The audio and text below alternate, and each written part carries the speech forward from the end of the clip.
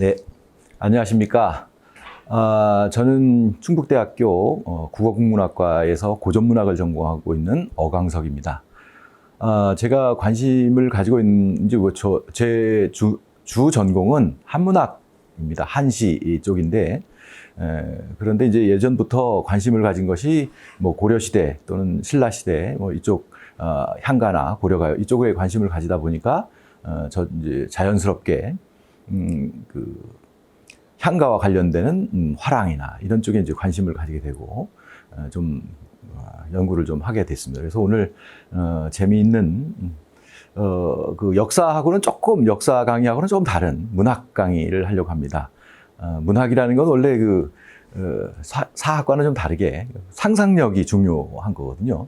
그러니까 이제 그 너무 사료나 이런 데 구애하지 않고 물론 이제 사료를 바탕으로 하지만 그 중간중간에 문학적인 상상력을 넣어서 연결을 한번 시켜보도록 하겠습니다.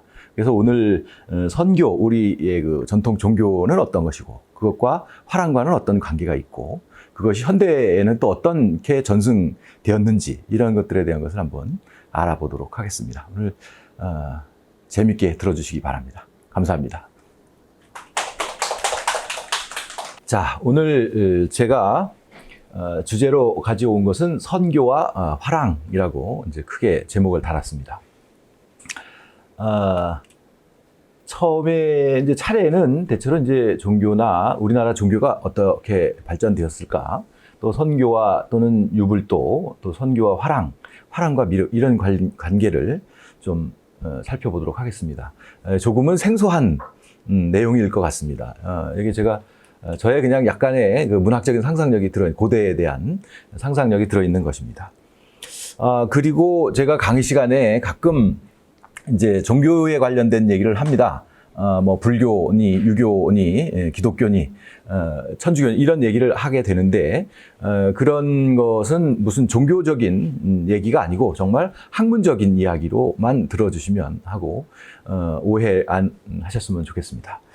자, 그러면 제일 먼저 우리나라의 종교는 무엇이었을까? 토속 종교는 무엇이었을까? 우리나라의 종교가 뭐가 있냐? 뭐 이렇게 하면 지금 현대에서 우리는 종교의 자유를 누리고 있죠. 그래서 다양한 종교가 존재하고 있는데 전통 종교로는 가장 우세한 거는 불교 쪽이고 불교 외에 지금 현재는 또 기독교 또는 천주교 여기에 세도 굉장히 크죠. 그런데 그러면 그 종교들이 우리의 토속 종교냐? 물론 이제 불교 같은 경우에는 워낙 오래 전에 들어와 가지고 토속 종교화 되었지만 그렇지만 그것은 이제 인도를 통해서 중국을 통해서 우리나라로 들어온 삼국시대에 들어온 그런 종교이겠죠. 그러면 우리가 알고 있는 그 불교 또는 도교 이런 게 있는데 그 불교가 들어오기 이전에는 우리 사회에서 그 불교가 들어오기 이전 시대에 삼한시대나 이런 시대 같은 경우에도 우리나라의 이 영토에서 우리 선조들이 살았을 텐데 그럼 그 사람들에게는 종교가 없었을까?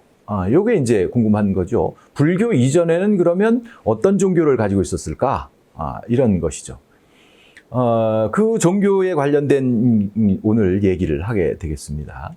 자, 우리의 종교라고 한다면 이제 이것은 괜히 또 오해하지 마시고 아까 좀 전에 시작에도 모두에도 말씀드렸지만 요거는 종교적인 얘기가 아니고 물론 이제 종교 얘기는 하지만 뭔가 이제 학문적인 저의 의견인 것입니다. 그러니까 너무 크게 받아들이지 마시고 그냥 재미로 들어주시기 바랍니다. 자, 우리나라 종교라고 한다면 이제 제가 얘기하려고 하는 것은 뭐냐면 이 단군안검이긴 하지만 그 이전 얘기를 좀 하려고 합니다. 우리에게 있어서의 이거는 어떤 종교 이전에 세상의 어느 나라나 민족이나 어떤 종교 또는 신격을 만들어내는 가장 대표적인 데가는 당연히 이제 하늘이죠. 우리나라에도 당연히 이게 하늘림이라는 것이 이제 우리가 가장 오래된 형태의 우리나라 종교 얘기를 하려고 하려면 제일 먼저 이제 단군 신화 얘기를 할 수밖에 없는 것이잖아요.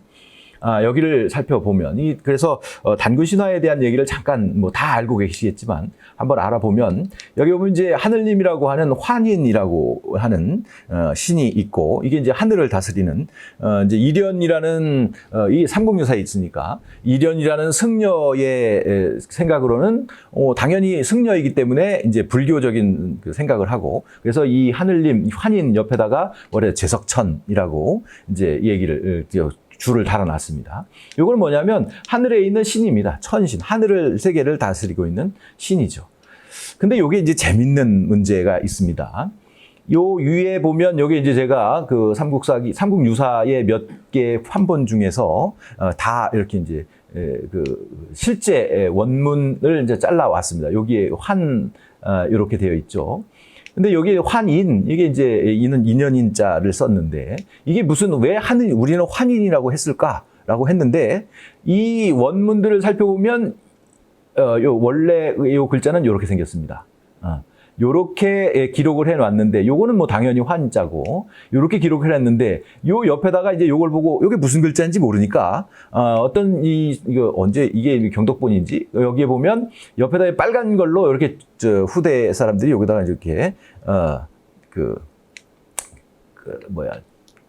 줄을 달아놨습니다. 요 글자 읽을 수 없으니까 이렇게 생겼겠죠. 어떤 본에는 요것이 그래서 요게 이제 모양이 선비사자를 넣은 데도 있고 요 안에다가 구수록자를 넣으면 왜 이제 나라국자에 이제 간체자를 보면 이제 옛날 사람들 간단하게 쓰다 보면 나라국자를 쓸 때 이 가운데다가 구수록자 임금왕자나 구수록자를 써가지고 나라국자를 만들죠. 그래서 어떤 데는 나라국자라고 써 놓은 데도 있고 또 요걸 보면 이제 모양이 이렇게 돼서 요거와 그럼 가장 가까운 글자가 뭘까 해서 선택한 게 큰 대자를 넣어서 이 인자를 만들어 넣은 겁니다. 그러면 애초에 삼국유사를 만들어낼 때 그 사람들은 이 인자를 몰라서 여기다가 이런 글자를 썼을까요? 여기에 있는 이런 글자를 몰라서 나라국자의 그 간단하게 쓰는 글자를 몰라서 여기다가 이런 글자를 넣었을까요? 이런 거죠. 이 사람들은 여기에다가 그렇게 굳이 이런 모양의 글자를 넣었습니다. 우리는 이걸 몰라요. 하지만 삼국유사 모르죠. 삼국유사가 어떻게 되는지 모르지만 적어도 그 당시에는 이것이 무엇을 뜻하는 것인지는 알았을 거란 얘기죠. 그렇기 때문에 이렇게 애매하고 이상한 글자를 넣었겠죠. 이 고려시대의 후기 벌써 이련시대만 하더라도 후기잖아요. 중기가 지나고 있을 이 시기인데 그러면 한문학이 굉장히 꽃피웠던 시대인데 이런 기본적인 글자를 몰라가지고 이런 글자를 넣었을까? 이런 거죠. 요거부터 이제 의심부터 해보면 요것은 이제 이걸 어떻게 해석을 해야 될 거 아니에요? 근데 이제 요것에 대한 해석을 하려면 요거와 같은 글자, 다른 어떤 용례들을 쭉 봐가지고 뭐 이게 이런 글자 뜻이고 글자 이렇게 대조를 해야만 뭔가 문헌적으로 해석이 되는데 요거는 달랑 요거 딱 하나밖에 없단 말이에요. 이런 글자가 나오는 데가 여기에.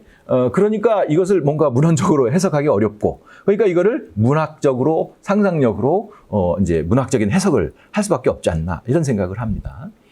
자, 요게 왜 이런 글자를 썼을까? 이런 거죠. 그럼 이제 나중에 활자화 되거나, 이제 조선시대에 오거나, 이렇게 되면 이제 요것이 대체로 다 이렇게 인연인자로 바뀌죠. 근데 참 이게 바로 이제 어떠 보면 우리 후손들의 어떤 무식의 소치라고 할 수가 있겠죠. 이것을 이제 저는 어떻게 생각을 했냐면 요거는 당연히 환이라는 것은 이제 하늘 뭐 이런 뭐 의미라고 하기도 하고 또는 뭐 아들 같은 게 환웅이고 이러면 뭐 성씨도 갔을 수도 있고 뭐 그렇다면 요것은 뭐냐면 바로 하늘님을 지칭하는 고유명사다 이렇게 보는 거죠. 근데 우리가 지금 전통시대 생각해 보세요. 조선시대, 고려시대 이렇게 보면 고려시대, 조선시대 왕이나 이런 거 보면 조선 초기 일대 왕이 이제 태조 이성계라고 나오죠. 근데 이성계라고 하면 이룰성자에 개수나무 개자를 쓰는데 이게 한자에서 이룰성자를 쓰지 않으면 이게 이제 문장을 만들기 어렵죠. 그래서 나오는 것이 뭐예요? 피휘 이런 것들이 나옵니다. 역사 뭐 공부하신 분 다 알겠죠.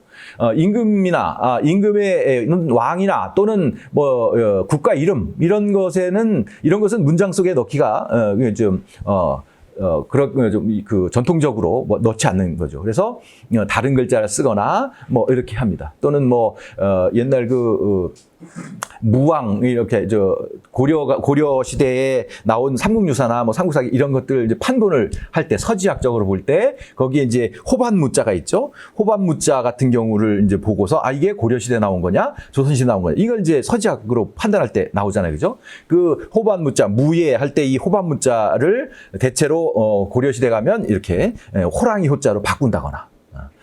또는 이제 이렇게 마지막에 삐침 이거 상과자의 마지막 이것을 쓰지 않고 한다거나 이런 모양으로 바꾸죠. 그거는 이제 왕의 이름을 그게 이제 그 고려 초기의 왕의 이름이 무자였기 때문에 그걸 그대로 쓸 수 없어서 그런 호경 호자로 이제 호랑이 호자로 바꾸고 이렇게 되는 거죠. 그러니까 전통 시대에 당연히 왕 같은 이제 왕은 뭐예요? 곧 신성한 것이잖아요. 그렇기 때문에 일반 문장 속에서 그 이름을 쓰지 못해요. 그걸 보고 피휘라고 하는데 더군다나 이건 뭐예요? 하늘님이잖아요. 근데 이 하늘님에 대한 지칭 이런 것들을 아무거나 쓸 수는 없고 이런 것을 썼을까? 정말로 이런 그냥 아주 흔한 글자를 가져다 누구나 어느 문헌에나 다 쓸 수 있는 이런 글자를 썼을까?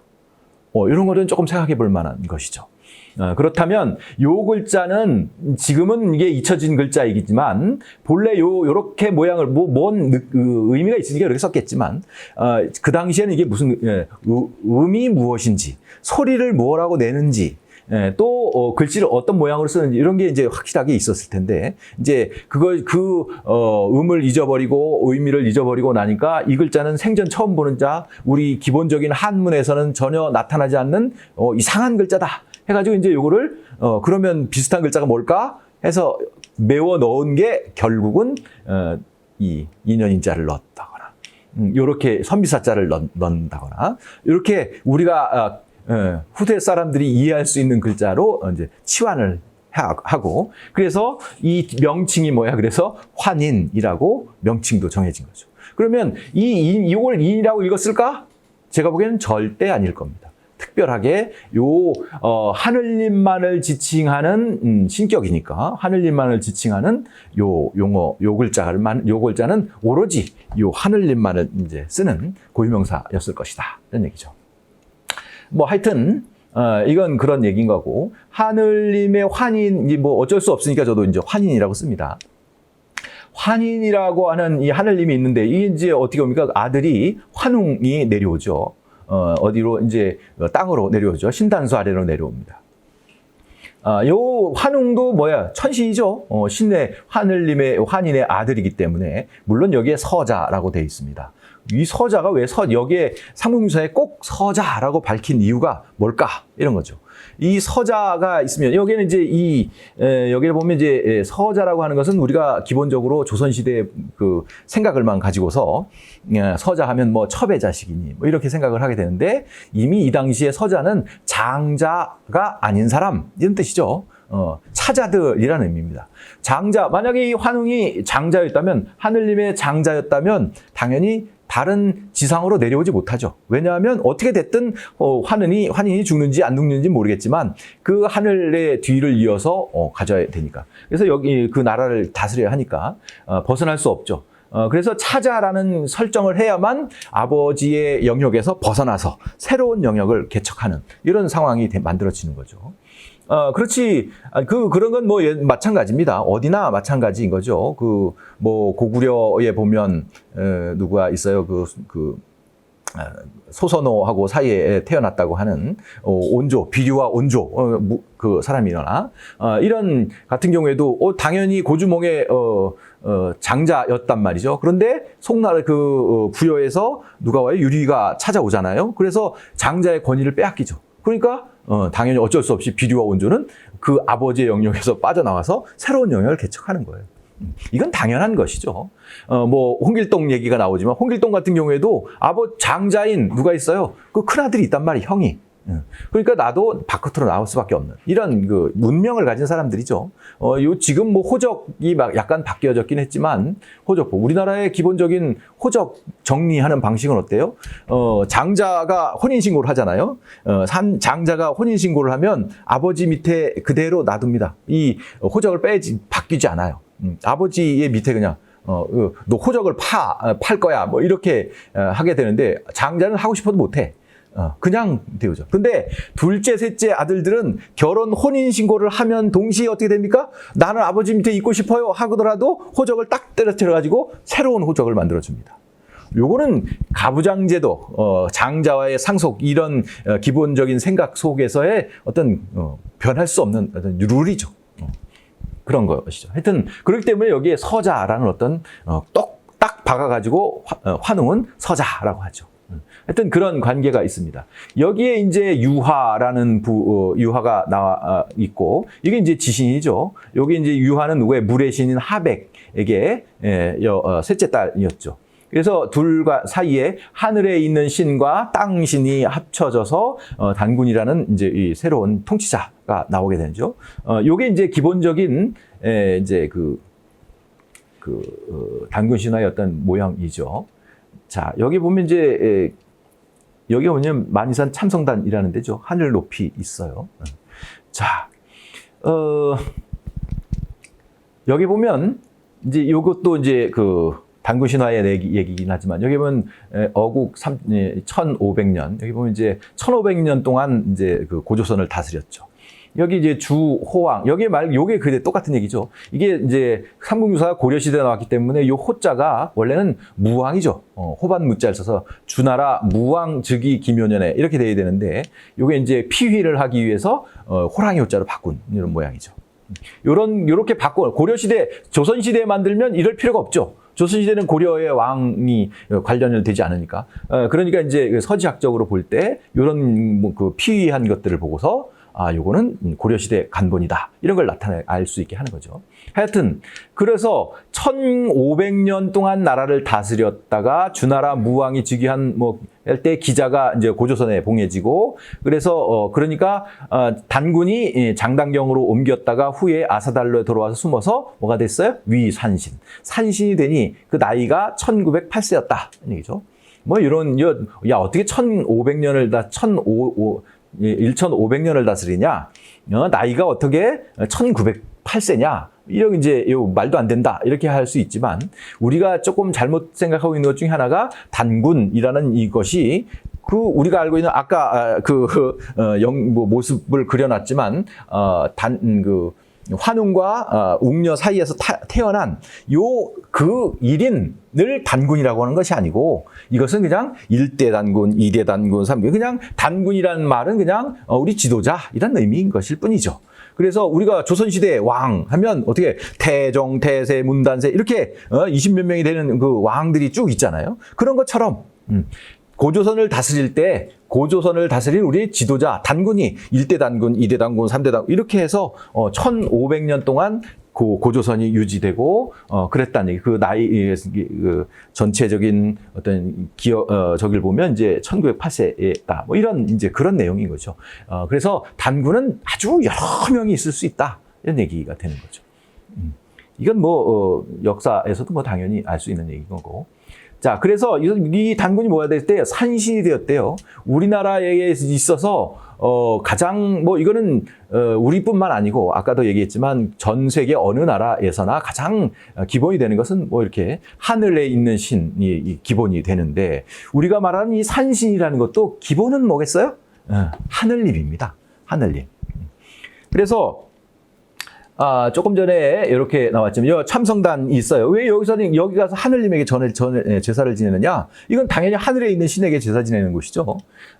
그건 농경 시대가 오면 당연히 이제 신격은 하늘님을 가죠. 그 이전에 우리 역사의 변화 속에서 보면 채집 생활, 수렵 생활, 그다음에 농경 생활로 바뀌는데 수렵 생활 속에서는 신격이 뭐예요? 동물들이란 말이야. 호랑이나 곰이나 이런 것들이죠. 근데 농경 왜 그러냐면 먹고 사는 거, 인간들이 먹고 사는데 이것을 해결할 수 있는 방법이라는 것은 수렵시대에는 사냥하는 것밖에 없어요. 그래서 내가 사냥을 나가서 호랑이에 물려 죽더라도 그 다음날 또 먹을 것을 찾으러 산에 가야 된단 말이야. 그렇기 때문에 호랑이에 너무 무서우니까 이 호랑이나 이런 것들 만나지 않게 해주세요. 이제 마음속으로 빌고 이러다 보면 자연스럽게 호랑이나 또는 곰이나 이런 데 이제 가게 되는 거죠. 근데 이제 농경 사회로 넘어가게 되면 농사를 지으면 돼. 이제 사냥을 하지 않고 그냥 재미로 사냥을 하는 거고, 농경으로 모든 것을 먹고 산단 말이야. 그렇게 되면 농경 시대에 제일 중요한 것은 뭐냐면 인간의 힘으로 도저히 제어할 수 없는 것. 그게 뭐냐면 바로 날씨란 말이죠. 그죠? 그러니까 그 날씨는 어디서 관장하냐면 하늘에 있는 신이 관장을 하는 거죠. 그래서 비가 오고 비가 너무 많이 와도 문제고 비가 너무 안 와도 문제고 바람이 너무 많이 불어도 되고 이렇게단 말이죠. 그러니까 그래서 비가 너무 많이 와서 그렇게 쓸어버리면 사람들은 다 굶어 죽게 된단 말이죠. 그러면서도 어떻게 손을 쓸 방법이 없어. 인간의 힘으로. 그래서 현대, 지금 우리가 살고 있는 지금 시대가 어떤 시대냐? 4차 혁명, 산업혁명 시대, 산업시대, 이런 얘기를 하지만 우리는 여전히 뭘 살고 있어요? 농경사회를 살고 있어요. 왜냐하면, 우리가 생명을 유지하는데 무엇을 가지고 해? 땅에서 나온 곡식을 가지고 먹지 않고서는 생명을 유지할 수가 없어. 감자를 먹든 옥수수를 먹든 쌀을 먹든 일단 우리가 밀을 먹든 모두가 다 농경에 땅에서 자라는 뭔가를 가지고 곡식을 가지고 생명을 유지한단 말이에요. 그거 이외에는 생명을 유지할 수 있는 방법이 없어요. 그렇기 때문에 그리고 나서 그런 사회에서 우리는 과학이 아무리 발전되고 화성을 가고 어쩌고 하더라도 장 맞이는 거, 태풍 오는 거 막을 방법도 없어요. 아직도 똑같아. 그런 거죠. 그래서 아직까지 우리에게는 신격이 어디에 있어? 하늘에 있죠. 하늘에 계신 우리 아버지. 이럴 때 이제 모든 신격은 아직도 하늘에 있는 신격을 가지게 되죠. 그럼 이제 하늘에 있는 신에게 제사를 지내거나 뭔가 부탁을 하거나 올해 농사를 잘 짓게 해주세요라고 하면 3월 3일 날 가서 모여가지고 하늘에 제사를 지낸다. 이런 게 우리 풍속이잖아요. 그러면 신이라고 하는 데는 신은 당연히 이제 우리가 머릿속에 사람으로 우리 이제 인간들의 머릿속으로 만들어낸 거잖아요. 그러니까 이 신이라고 하더라도 신에게 뭔가를 내가 간절하게 부탁을 할 때 멀리서 얘기를 하면 잘 안 들린단 말이죠. 그럼 어디로 가? 제일 먼저 신과 가장 가까운 데로 올라가죠. 그래서 신이 가장 가까운 데 어디야? 하늘과 가장 가까운 데가 가장 주위에서 가장 높은 산 꼭대기이죠. 그래야 가장 가까운 데 신과 가까이 가게 귀에다가 대고 얘기하겠죠. 그래서 그 신의 이야기를 이제 신에게 제사를 지내는 것이 주위에 가장 높은 산 위에 신을 제사 지내는 곳이 만들어지는 이런 것들이겠죠. 그러다 보면 산 위에 올라가 보면 제일 먼저 나오는 게 뭐예요? 산 꼭대기에 올라갔더니 정말 하늘과 정말로 맞닿아 있는 것은 뭐가 있어요? 나무야. 산 꼭대기에 올라가면 나무가 있는데 그 나무가 하늘과 이렇게 딱 맞닿아 있단 말이야. 그러니까 하늘에서 신에게 빌어서 내가 도와줄게 하고 신이 내려온단 말이죠. 내려오면 제일 먼저 어디를 맞닿겠어? 나무가 딱 맞닿아 있기 때문에 많은 나무를 타고 신은 내려온단 말이죠. 그래서 우리가 단군신에 나오지만 꼭 어디로 내려와? 신단수라고 하죠. 거기에 나무 숫자죠. 신의 제단이 있는 나무라고 하죠. 나무를 타고 내려온다라고 하죠. 그 나무가 바로 신단수. 신이 하늘에 있는 신이 우리들을 지켜주기 위해서 내려와서 머물고 있는 곳. 이게 바로 신단의 수 나무들이라고 하죠. 이게 이제 그러니까 우리가 알고 있는 그 신단수라고 하는 나무에 있는 신들이라고 하는 것은 다 뭐예요? 하늘에 있는 신이 내려와 있는 것이야. 그 산신이라고 하는데 그 산은 산이지만 그 산이 그냥 정말로 토지신으로서의 산신이 아니고 하늘에 있는 하늘님이 산으로 그 산에 있는 나무에 내려와서 산이라고 해서 산신이라고 해서 그냥 산에 어디에 있는 게 아니고 거기에 뭐가 있어? 나무 어떤 큰 신목이 있고 그 신목을 지키는 거죠. 그 신목에 하늘에 있는 신이 내려와 있는 것이죠. 그래서 이게 산신이라는 이 개념도 결국은 하늘에 있는 하늘님이 내려와 있는 같은 맥락의 것이다라고 할 수가 있습니다. 자, 여기에 보면 우리 이제 초기에는 각 부족 국가 이런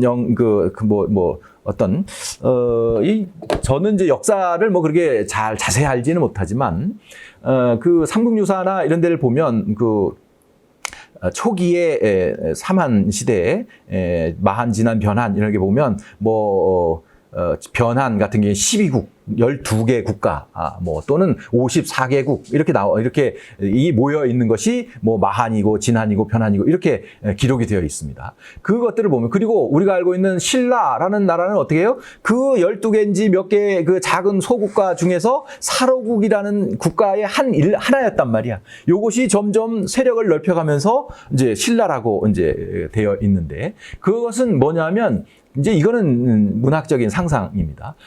각 지방마다 이 부족들의 어떤 것이죠. 그 부족의 중심은 무엇일까? 신격을 중심으로 했다라고 하는 거죠. 그래서 한 큰 하나의 산을 중심으로 해서 신격을 만들고 이 신을 공동으로 자기들의 신으로 인정하는 그 주위에 있는 요 무리들이 하나의 단위 형체를 형성하는 것이고. 이렇게 되는 거죠. 경주 같은 경우에는 경주 남산을 중심으로 이렇게 되어 있는 사람들끼리 모여서 신격을, 자기들의 산신을, 하늘님을 모시고 있는 그 같은 인정하고 있는 요 그룹들, 이런 것들이 이제 하나의 고대 시대의 그 국가 형태였겠죠. 그런 거 아닐까 이런 생각을 하죠. 그러다가 그런 것이 이제 점점 이제 밀반화되어서 대체로 국가에서 하는 하나의 신격으로, 산신으로 있었던 것이 이제 어떻게 돼요? 요새 후대로 가면 각각 가지고 가죠. 한 동네마다 하나씩 다 가져갑니다. 동네마다 그래서 나무를 하나씩 만들고 거기에 신이 있다고 생각하고 이제 거기다가 이제 마을의 안녕을 빈다거나 이렇게 하게 되는데, 그게 바로 이런 성황나무죠. 이건 지금은 많이 없어졌지만 옛날에는 거의 마을마다 하나씩 다 있고 동제를 지내고 하는 데는 다 요 나무에다가 고래된 느티나무라든가 소나무라든가 이런 데다가 제사를 지내죠. 여기 그냥 나무에다가 단순한 나무가 아니고 이것은 어떤 그런 과정을 거쳐서 본래 여기에 신이 있다고 생각하고, 이 신은 어디에 있는 것이냐? 산신일 수도 있고 더 기본적으로 또 올라가 보면 이거는 하늘에 있는 하늘님이 우리에게 내려와서 우리를 보호하기 위해서, 지켜주기 위한 어떤 과정에 있는 것이죠. 그래서 아직도 우리는 이 산신이나 이런 것들을 이제 주위에 볼 수가 있습니다.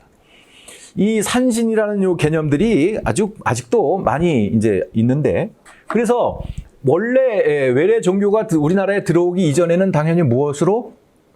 산신 중심의, 이게 이제 산지 지역 같은 경우에 내륙 지역에서는 산신령.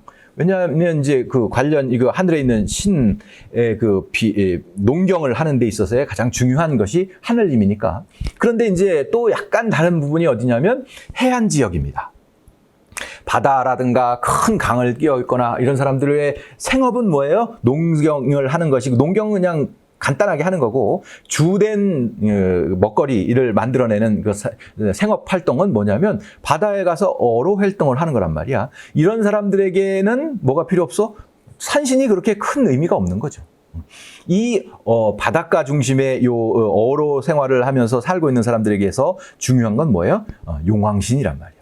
바다에 있는 용왕신이 태풍을, 바람을, 파도를 이런 걸 관장하게 된단 말이죠. 그러니까 원래 전통적인 우리의 토속 종교 속에서 내륙 지역에는 산신령, 해안 지역에서는 용왕신, 이렇게 이제 두 개의 신격을 가지고 우리 전통 종교를 유지하고 있었던 것이죠. 그런데 여기에 뭐가 들어오냐면 이제 불교가 들어오죠. 삼국시대 초기부터 고구려, 백제, 신라 이렇게 해서 불교가 외래 종교로 들어오게 됩니다. 초기에는 불교가 별로 그렇게 힘을 못 썼겠죠, 그죠? 또 국가에서 그걸 금지하게 하죠. 그런데 문제는 이제 시간이 지나면 이 불교에서는 좀 산신령 같은 경우에 우리 산신령한테 무조건 정한수를 띄워놓고 부린단 말이죠. 그러면 이 사람들에게 있어서 제일 중요한 것은 종교, 여러분들도 생각하지만 종교를 믿는 이유가 뭘까요? 물론 이제 구복, 뭐 복을 받게 해주세요라고 하는 것도 있지만 더 중요한 건 뭐냐면 죽어서 좋은 데 가고 싶은 거란 말이에요. 사후 세계가 너무 궁금하고 무섭고 이런 것들에 대한 보상을 해줘야 되는데 우리가 말하는 전통 종교 속에서는 그런 게 없단 말이죠. 그래서 여러분들 뭐 세계에 이제 어떤 그 종교학자들이 나올 때 종교가 될 수 있는 어떤 그 기본적인 요건이 세 가지가 있어요. 충족돼야 종교가 될 수 있다. 첫 번째가 뭐냐면 신격이 있어야 된다. 신이 있어야 된다. 두 번째가 뭐예요? 이 경전이 있어야 된다. 이런 거죠.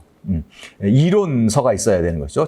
포교할 수 있는 이론서가 있어야 되고 또 하나가 뭐냐면 사후 세계를 가지고 있어야 된다. 이게 세 가지가 요건이 갖추어져야만 종교로서의 기능을 할 수 있다라고 하죠. 그래서 우리가 요새도 좀 문제가 되지만 유교라는 말이 있죠. 유교가 종교일까요, 아닐까요? 이런 거지. 유교는 종교일까? 뭐 대부분 사람들 아닙니다. 그건 학문이지 않을까요? 뭐 이렇게 얘기를 하는데 거기에 뭐라고 써 있어? 기독교, 불교, 뭐 이런 거 천주교처럼 유교라고 써 붙였단 말이야. 거기에 교라고 하는 것이 붙어 있단 말이죠.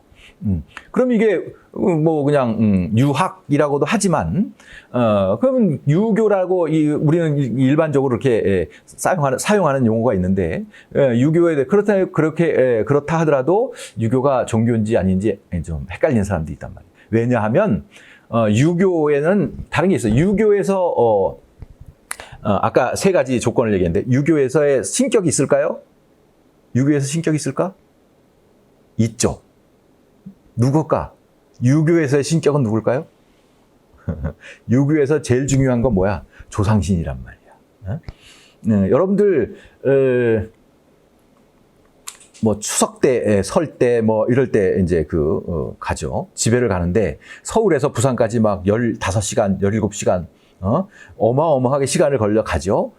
그러면 왜 그렇게 죽어라고 집회를 추석 때, 설 때 집으로 갈까요? 물론 뭐 엄마 아버지 보러 간다라고 부모님 뵈러 간다라고 하지만 그거는 뭐 그 다음 주에 가도 되는 거고 시간 날 때 주말에 가면 되는데 굳이 설 때, 추석 때 맞춰 가는 이유는 뭐냐면 차례를 지내러 가고 이제 그런 형태인 거란 말이야. 그 차례라는 것이 바로 조상신을 모시는 거예요. 최고의 육아에서 최고의 신격은 바로 조상신이에요. 집집마다 옛날에는 다 뭐야? 사당을 만들어서 거기 조상신을 모셔놓고 어디 멀리 가면 가서 인사하고 잘 다녀오십시오. 먼 길 갔다 올 때 조심하게 좀 많이 지켜봐 주십시오. 도와주십시오. 또는 갔다 와서 잘 갔다 오게 해서 감사합니다 하고 제일 먼저 가서 사당에 가서 절하고 들어간단 말이지. 그만큼 조선시대 유교 속에는 신격으로 조상신이 있었어요. 교리들 여러 가지 있죠. 뭐 사수삼경이 이런 것도 있어. 여기에 뭐가 없냐면 이 유교에는 사후세계가 없어요. 유교를 창시했다고 하는 공자님이 뭐라 해서 공자님이 제자들이 물었잖아. 공자님께 선생님 죽은 다음에는 어떻게 되나요? 사후세계 어떻게 되니까 야 살아있는 것도 잘 모르는데 죽은 다음을 어떻게 하니? 나는 잘 몰라. 너 그런데 신경 쓰지 말고 공부나 해. 네가 현재 어떻게 잘 살지 그것만 생각해. 이런 거란 말이야. 이 육아에서는 사후세계가 없어요. 그래서 세 가지의 이 조건을 완전하게 충족해야 된다라고 하는 사람들에게 있어서는 사후세계가 없기 때문에 이게 굉장히 좀 애매하죠. 근데 사후세계라는 거면 여러분들 다 기독교나 천주교나 이런 거하고 불교하고 불교에서는 극락세계, 이쪽 개신교나 이쪽에서는 천당이라고 하지만 그들이 그려놓은 것들은 대체로 비슷하단 말이에요. 지옥이라고 하는 것이 나와 있는데 그 지옥의 모습들은 다 비슷해.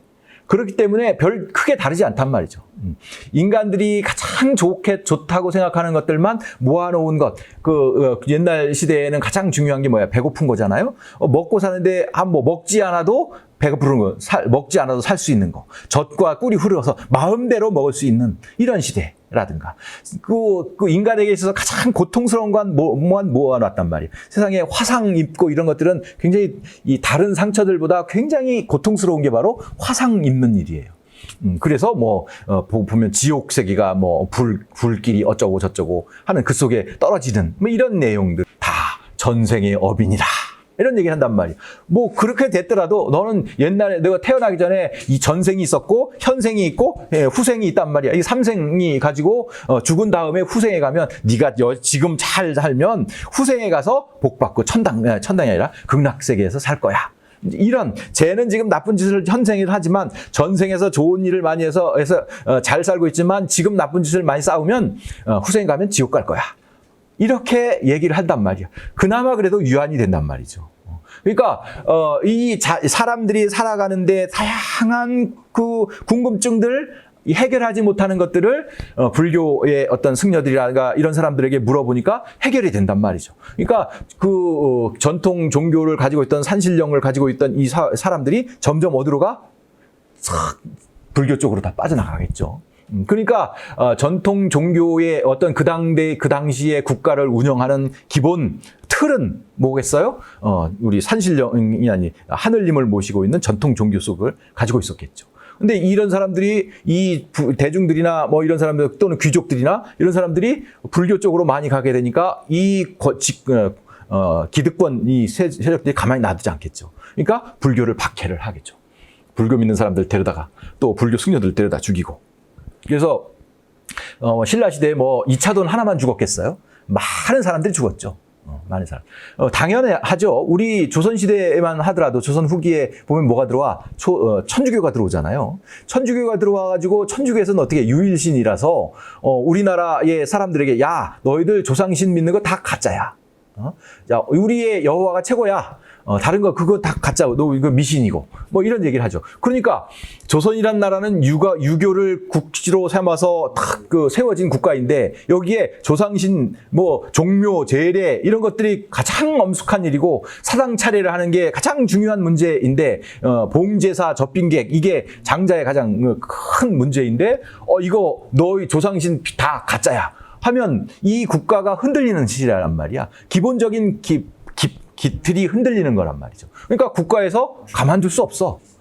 그러니까 천주교들, 교도들 저러다가 죽이고 귀양 보내고 뭐 선교사를 뭐 이렇게 만들어진단 말이죠. 그래서 수도 없는 많은 사람들이 천주교 초기에 박해를 받고 순교한 사람들이 많죠. 그러다 보면 이 두 개의 종교들이 부딪히게 되면 결국은 기득권 세력을 가지고 있는 사람들이 이길 수밖에 없어. 왜냐하면 힘은 권력은 다 여기서 가지고 있기 때문에. 새로 들어온 신흥 종교들 같은 경우에는 힘이 없단 말이야. 그러니까 무리하게 하다 보면 좀 희생하다 보면 힘들어서 안 된단 말이야. 그래서 서로 타협을 하게 됩니다. 그게 바로 이제 천주교 같은 경우에도 우리나라에서만 존재하는 전 세계 어느 천주교에서 없는 것이 뭐가 있어요? 우리 천주교에서는 너희들 집에서 부모님의 조상들에게 제사 지내도 돼. 이건 우리나라에만 있는 풍습인 거죠. 그래서 뭐 정말 절을 하거나 뭐 그런지 어쩐지 저는 천주교가 아니어서 그런 것들을 그렇지만 뭐 어떤 제사를 하죠. 제사를 모시고 그렇게 하는 것이죠. 그만큼 뭔가 서로의 끊임없는 많은 사람들이 희생을 하고 힘들게 살면 이제 투쟁을 해서 하다가 서로 접점을 맞이한 것이 뭐냐면 그래 너희들이 네가 가장 중요한 종교에서 그게 뭘까? 조상신 얘들이 가장 중요한 문제야. 조상신을 우리가 받아줄게. 우리도 좀 숨쉬게 해줘. 그래서 적절하게 타협을 한 것이죠. 그거와 똑같은 게 바로 뭐야? 불교인 거죠. 불교가 들어와가지고 끊임없이 싸우죠. 2차돈처럼 죽은 사람이 한둘이 아니었을 거란 말이야. 그러다가 이 불교에서 안 되겠다 해서 타협점을 찾은 게 뭐야? 이 우리 전통 종교 속에 들어있는 것의 최고의 것은 뭐예요? 당연히 뭐야? 산신이란 말이야. 그러면 불교 속으로 산신을 끌어들이는 거지. 이 불교 우리 전 세계 뭐 대체로 불교는 동양이지만 불교의 어떤 모습 중에서 유일하게 우리나라만 보이는 것이 뭐야? 산신각이라는 거예요. 우리나라의 불교 사찰 아무리 규모가 작다라도 아무리 시골에 자그마한 그 간판만 걸어놓은 그 사찰이라고 하더라도 절이라고 하더라도 무엇은 있어요? 꼭 산신각은 있어요. 가장 산 꼭대기 위에 산신각을 놓죠. 이게 여기가 이제 통도사, 양산의 통도사죠. 여기 이제 불보사찰 뭐 얘기 하잖아요. 여기에는 뭐가 없어? 그 석가의 그 조상이 없죠. 불상이 없는 데가 여기. 왜냐하면 여기에 금강계단에 뭐가 있어요? 부처의 진신사리가 있다 해서 여기 이제 대웅전 구멍을 뚫어가지고 가본 사람 다 알겠죠. 규모가 어마어마한 것이죠. 여기에도 뭐가 있어요? 그러한 중요한 것에 신령각, 산령각이라는 이런 것이 당연히 존재를 하죠. 여기에 보면 아주 살령각이라고 이렇게 몇 산자도 아주 신성스럽게 몇 산자 쓰죠. 당연히 여기에 뭐가 있어요? 산신이 있죠. 산신이 있어. 뭐 요건 경북 김천의 직지사에 가보면 이런 산신도가 이런 모양, 요런 모양, 호랑이가 있고, 여기 이제 이런 동자도 이런 모양의 것이죠. 여기 이제 불교로 들어와서 약간의 모습은 바뀌어졌지만, 기본적으로 우리가 알고 있는, 그런 산신의 모양을, 아까 처음에 봤던, 단군의 모습과 비슷한 형태의, 수염이 허연, 노인네들이 앉아있단 말이죠. 이래서 이 속에 우리의 전통적인 그 산신령이 불교 속으로 들어오면서 두 개가 합쳐지고, 그러면서 이제 불교가 산신령을 받아들이면, 산신을 받아들임으로 인해서 이제 마음 그래도 편하게 포교를 할 수 있고 문제가 될 수 있고, 그러다가 결국은 이 세력이 워낙 이 교리도 탄탄하고 그렇기 때문에 많은 사람들의 대중들의 호응을 얻어서 결국은 불교가 공인이 되고 불교 신라가 불교의 국가로 꽃을 피우게 되는 거죠. 이것이 꼭 불교뿐만 아닙니다. 여기에 보면 이제 계룡산, 우리 이제 충남에 가보면 계룡산에 가면 갑사 중요하죠. 여기 보면 이제 중악단이라는 데가 있어요. 중악 이제 이것도 이제 이게 이제 이제 보물로 되어 있어서 조선시대 내내 보면 그 기본적으로 이 중악단에 가서 산신에게 제사를 지내게 돼 있습니다. 이건 국가 제례로, 국가에서 공식적으로 제대를 지내는 곳이야. 중악, 동악, 서악, 중악 이런 걸 만들어 가지고 그 산을 정해서 문제가 이제 정기적으로 가서 국가에서 관리를 파견시켜서 거기서 이제 제사를 지내도록 만들죠. 산신에게 제사를 지내게 만들죠. 자, 여기는 그 육아의 어떤 우리나라 성리학의 조종이라고 라고 하죠.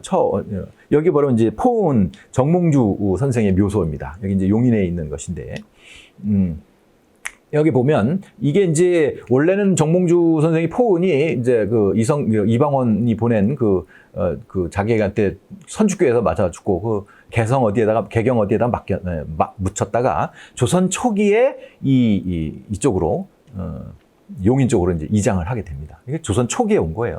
여기 보면 이렇게 뭐 다양한 문제가 생겨 있죠. 여기 보면 정몽 선생의 후며 묘가 이제 이렇게 쭉 되어 있죠. 여기 제실이고 이렇죠. 그러면 요게 이제 요게 문제인 거예요.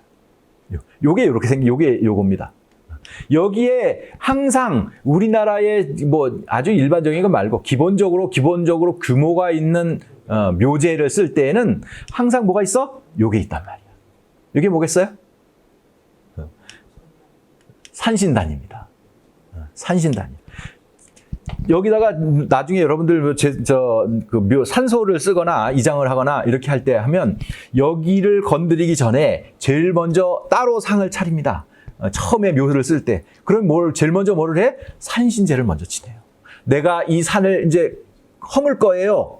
그러니까 산신령이 너무 놀라지 마세요. 하고 산신령 가서 산신제를 제일 먼저 지냅니다. 산신제를 지내는 것이 꼭 있어요. 이게 육아에서도 산신령에 대한 것들은 아주 철저하게 지키고 있다는 거죠. 자, 요게 뭐냐면 시몬 선생이죠. 이게 이제 그 세종대왕의 장인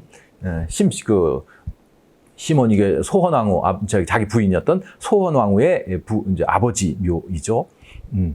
요 글씨가 그 유명한 그 안평대군이죠. 우리나라에서 조맹부채를 가장 많이 잘 썼다는. 그래서 이제 뭐 조선시대 국가 그 금속 활자를 찍어낼 땐 대체로 다 안평대군 글씨체를 가지고 그 주조를 해서 인쇄를 하고 그랬죠. 여기 보면 이제 여기에 들어있는 보면 여기는 제가 잘 보이진 않지만 요 꼭대기 여기에 뭔가 좀 이상하죠. 여기에도 바로 뭐냐면 산신단이 있어요. 다. 이거는 일반적인 웬만한 규모가 있는 그 조선시대의 묘제를 보면 다 산신제를 지내는 곳을 상석을 하나씩 다 만들어 놓고 자리를 만들어 놓습니다. 그만큼 이 육아 속에서도 산신이라고 하는 이 존재는 굉장히 중요한 문제예요. 불교에서도 그렇고, 그렇기 때문에 기본적으로 그럼 이 산신이라는 게 무엇이냐? 이것이 바로 우리 저 꼭대기로부터, 우리 단군으로부터 우리 나라의 민족들의 가장 변치 않는 기본적인 형태의 종교이면서 신격이었다. 이렇게 알 수가 있는 것이죠. 자, 그러면 이제 신라의 시대로 넘어가 보면 그 산신과 관련돼라고 한다는 것에 이제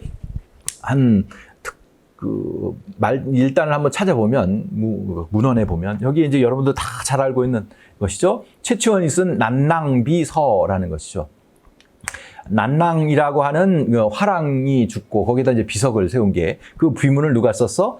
최치원이 썼단 말이에요. 물론 이제 비는 남아있지 않고 이것이 이제 그 문헌에만 요 조금 남아있는 것인데 여기 보면 이제 삼국 사기에 들어있어요. 요건 이제 신라 본기 진흥왕 이때 이 기사 속에 최치원이 쓴 요것을 이제 인용을 해 놓은 것이죠.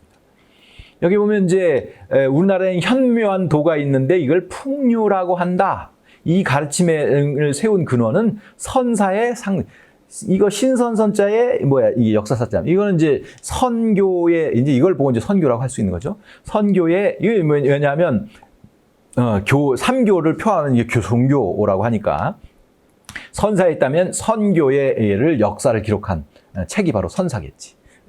여기에 이제 기록되어 있다. 이 이름이 뭐야? 풍류도라고 한다. 왜 풍류일까? 이거죠.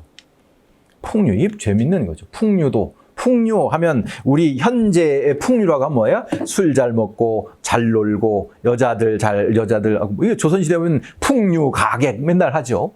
그럼 약간의 뭔가 바람기 있는 바람 이런 것도 하지만 바람기 있는 이런 선비 이런 얘기를 하게 되는데 풍류라는 것은 기본적으로 아주 재밌는 이 제목이죠. 풍류라는 건 바로 뭐야? 기미를 아는 거예요.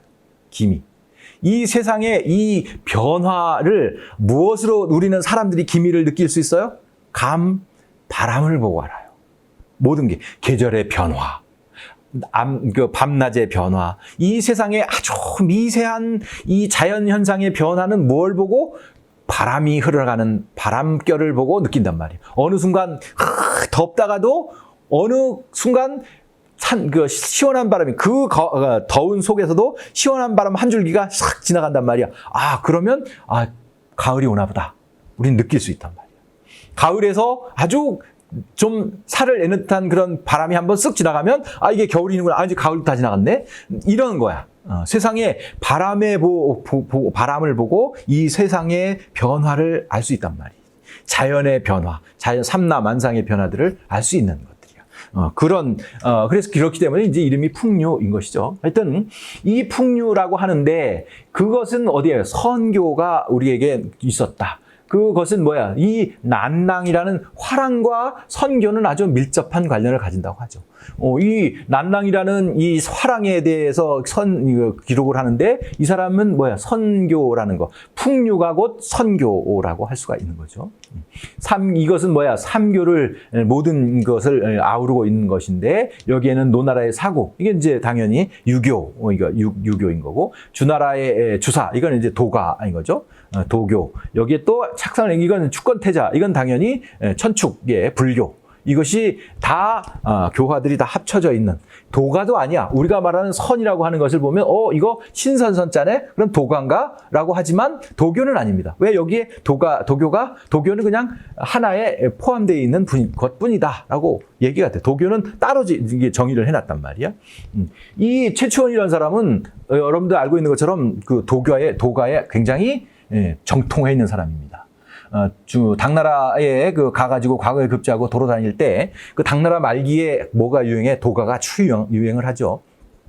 그럴 때 이제 황소의 난이 일어나고 황소의 난을 토벌하는 때 이제 고병이라는 사람이 사령관으로 가잖아요. 거기에 서장관으로 글 써주는 사람, 종사관으로 가게 되는데 그게 바로 이제 최치원이 거기로 가서 문명을 띄운 거 아니야. 그래서 황소서. 토황소경문 이거 이제 써서 세상을 놀라킨 사람입니다. 그 고병이라는 사람이 아주 엄청난 대단한 도가에 아주 심취해 있던 사람이죠. 그래가지고 오랫동안 이 최치원도 도가에 관심이 있고 신라로 돌아온 이후에도 도가에서 이제 다른 사람들은 다 왕건이니 누구야? 견훤이니 이런 사람들로 나가지만 최치원은 싫다. 하고 이제 가야산으로 들어가고 그러다가 결국은 뭐 신발 하나 남겨놓고 우화등선했다 이런 얘기죠. 다 도가적인 어떤 굉장히 관련이 있는 사람이에요. 이 사람에 의해서 쓴 내용들인데 여기에 보면 이 우리가 알고 있는 풍류, 선교라는 것은 삼교, 도교와는 전혀 다른 형태의 것이 있고 이것이 우리의 전통적으로 가지고 있는 종교가 바로 선교라고 이제 기록이 되어 있죠. 자, 이 선교하고 이제 화랑, 그래서 이 선교는 화랑과 아주 밀접한 관련을 가지고 있다. 같은 것이다라고 할 수가 있는데, 이거 보면 이제 다 알고 있는 것 중에 하나가 화랑이야. 원래는 이게 뭐예요? 화랑이 진흥왕 때 이제 성이 이제 산맥종이고 이렇게 돼 있는데, 그래서 그 천성이 풍미하고 신선을 매우, 여기 신선이라고 하는 것은 이제 말 그대로 여기는 산신이라든가 이 전통 우리의 종교를 얘기하는 이게 도가에서 말하는 이거하고는 좀 다른 문제입니다. 도가라는 것은 대체로 이제 고려시대 중기에 아주 우리나라에 많이 들어오게 되죠. 그 다음에 그래서 숭상해가지고 낭자를 뽑아서 예쁜 여자를 뽑아가지고 원화로 삼았다.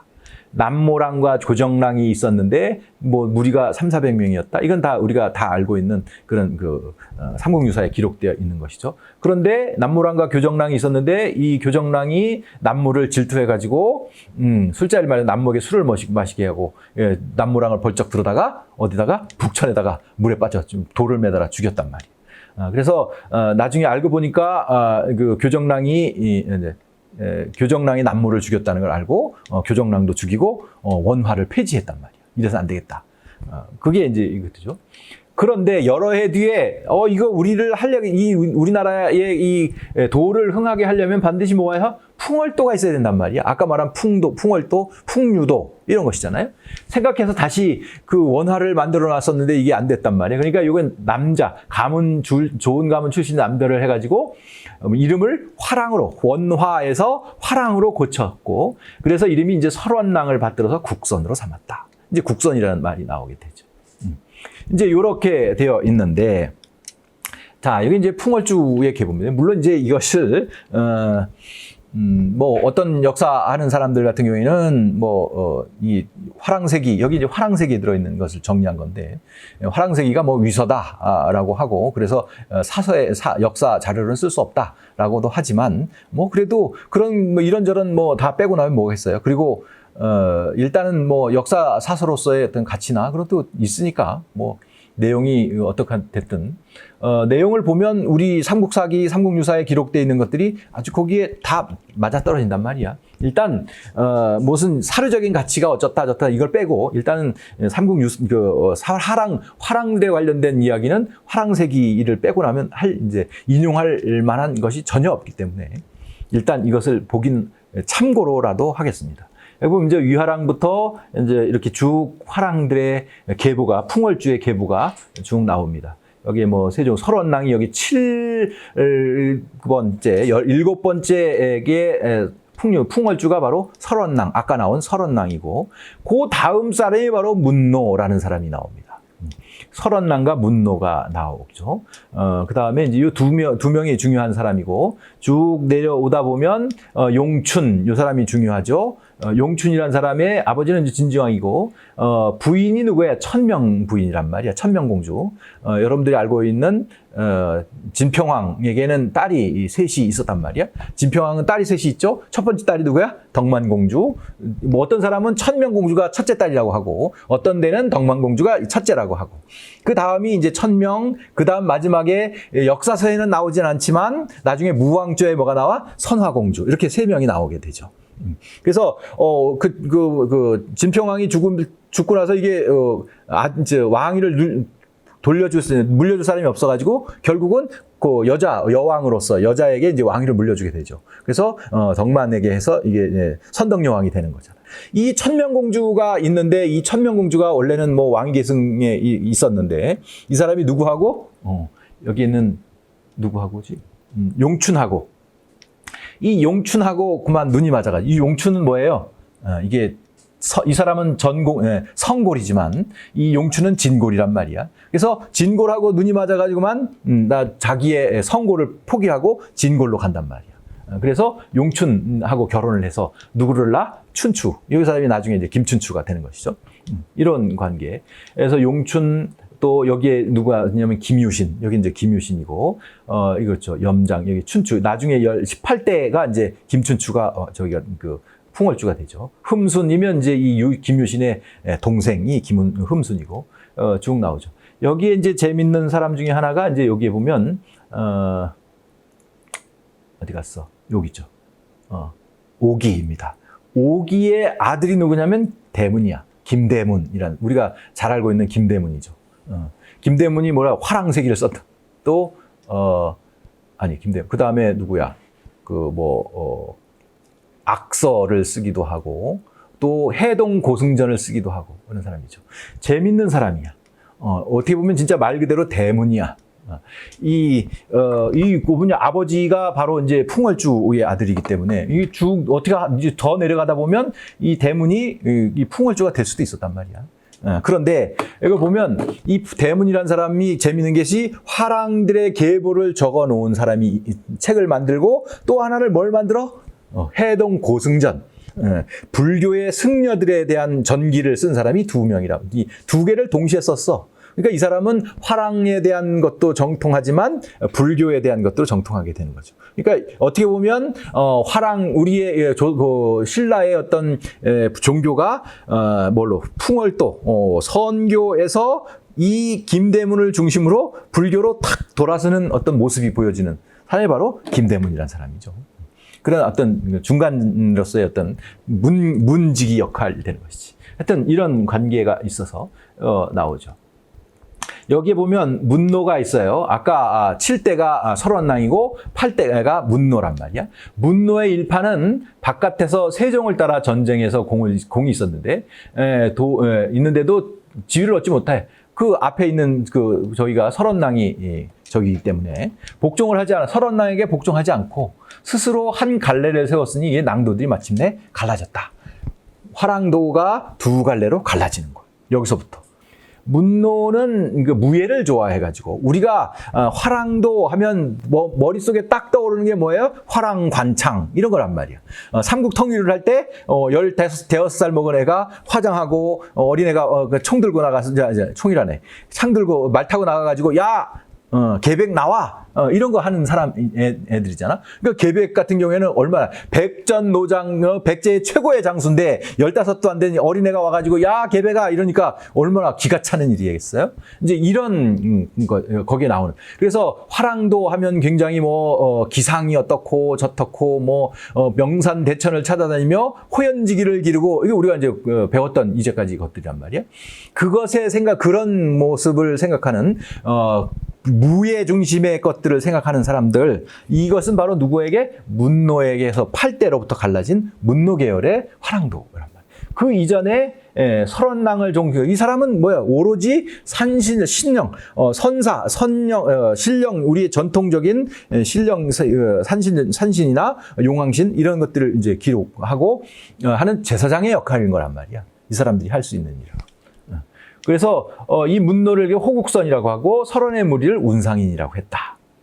그래서 그 초야에 있는 사람은 문노의 무리를 따르면서도 서로 도연막이겠죠.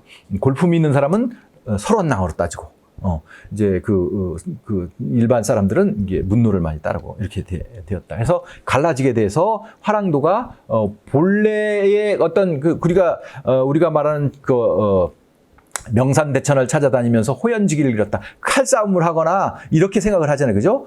그런 것이 아니고 왜 이 사람들이 명산대천을 찾아갔을까? 이 화랑들은 다 뭐기 때문에 명산대천을 찾아가면 그 명산에 뭐가 있어? 산신이 있고 대천을 찾아가면 거기에 뭐가 있어? 용왕신이 있기 때문에 그 용왕신 아까 잠깐 얘기했지만 신라도 그렇고 다른 그것도 이제 초기의 형태는 마찬가지였다고 했어요. 작은 단위 국가들이 모여서 하나의 연합체를 이룬 것이란 말이야. 그렇다고 해서 이게 우리 신라라고 하는 나라가 이제 통일신라 이때는 잘 모르겠지만 그 이전 시대 같은 경우에는 이 신라라고 해서 중앙 집권으로 우리가 알고 있는 것처럼 각 지방에다가 다 우리가 이제 고려시대나 조선시대처럼 자기들의 중앙에서 관리를 파견해서 직접 다스리는 이런 중앙 집권 체제가 있었을까? 고려시대에도 그렇지 않았단 말이야. 그죠? 고려시대에도 중앙집권체제가 없었어. 고려시대에도 다 호족들에게, 지금 대부분은 중요한 데 빼고는 다 호족들에게 권한을 주어가지고 그들이 자율적으로 다스리게 했단 말이야. 그런 것들이야. 그러니까 이 신라 시대, 신라 중앙에서 경주에서 뭔가 통치 체제를 만들어내기 위해서는 이 사람들에게 뭐를 줘? 화랑이라고 하는 이 신령, 산신령, 그 지방에 있는 그 단위별로 가서 그 산에 있는 산신령을 위무하고 거기서 제사 지내고, 그러면 중앙에서 와서 제사를 지내줬어. 그러면 너희들 와가지고 너희들이 요새 고통스러운 게 뭐냐, 이런 걸 받아들여주고, 이렇게 해서 각 지방마다 이렇게 위무를 하기 위한 돌아다니는 거라. 뭐 여기 나오는 뭐 나중에 가보면 여자 중에 하나가 뭐 수로부인 나오잖아요, 그죠? 해가사 나오고, 명주에 가서 뭐 용왕에게 잡혀가고, 그 잡혀간 게 아니라 용왕에 가서 대접 잘 받고 왔단 말이야. 그런 것들이 다 뭔가에게 신격으로 와서 그 지역에 있는 독립된 신격들을 위로해주고, 이런 일들을 하는 것들이죠. 그래서 명산대천을 찾았다라는 것들은 대체로 다 그런 종교적인 것들을 했던 것이다라고 할 수가 있습니다. 그렇게 볼 수도 있다, 이런 것이죠. 네.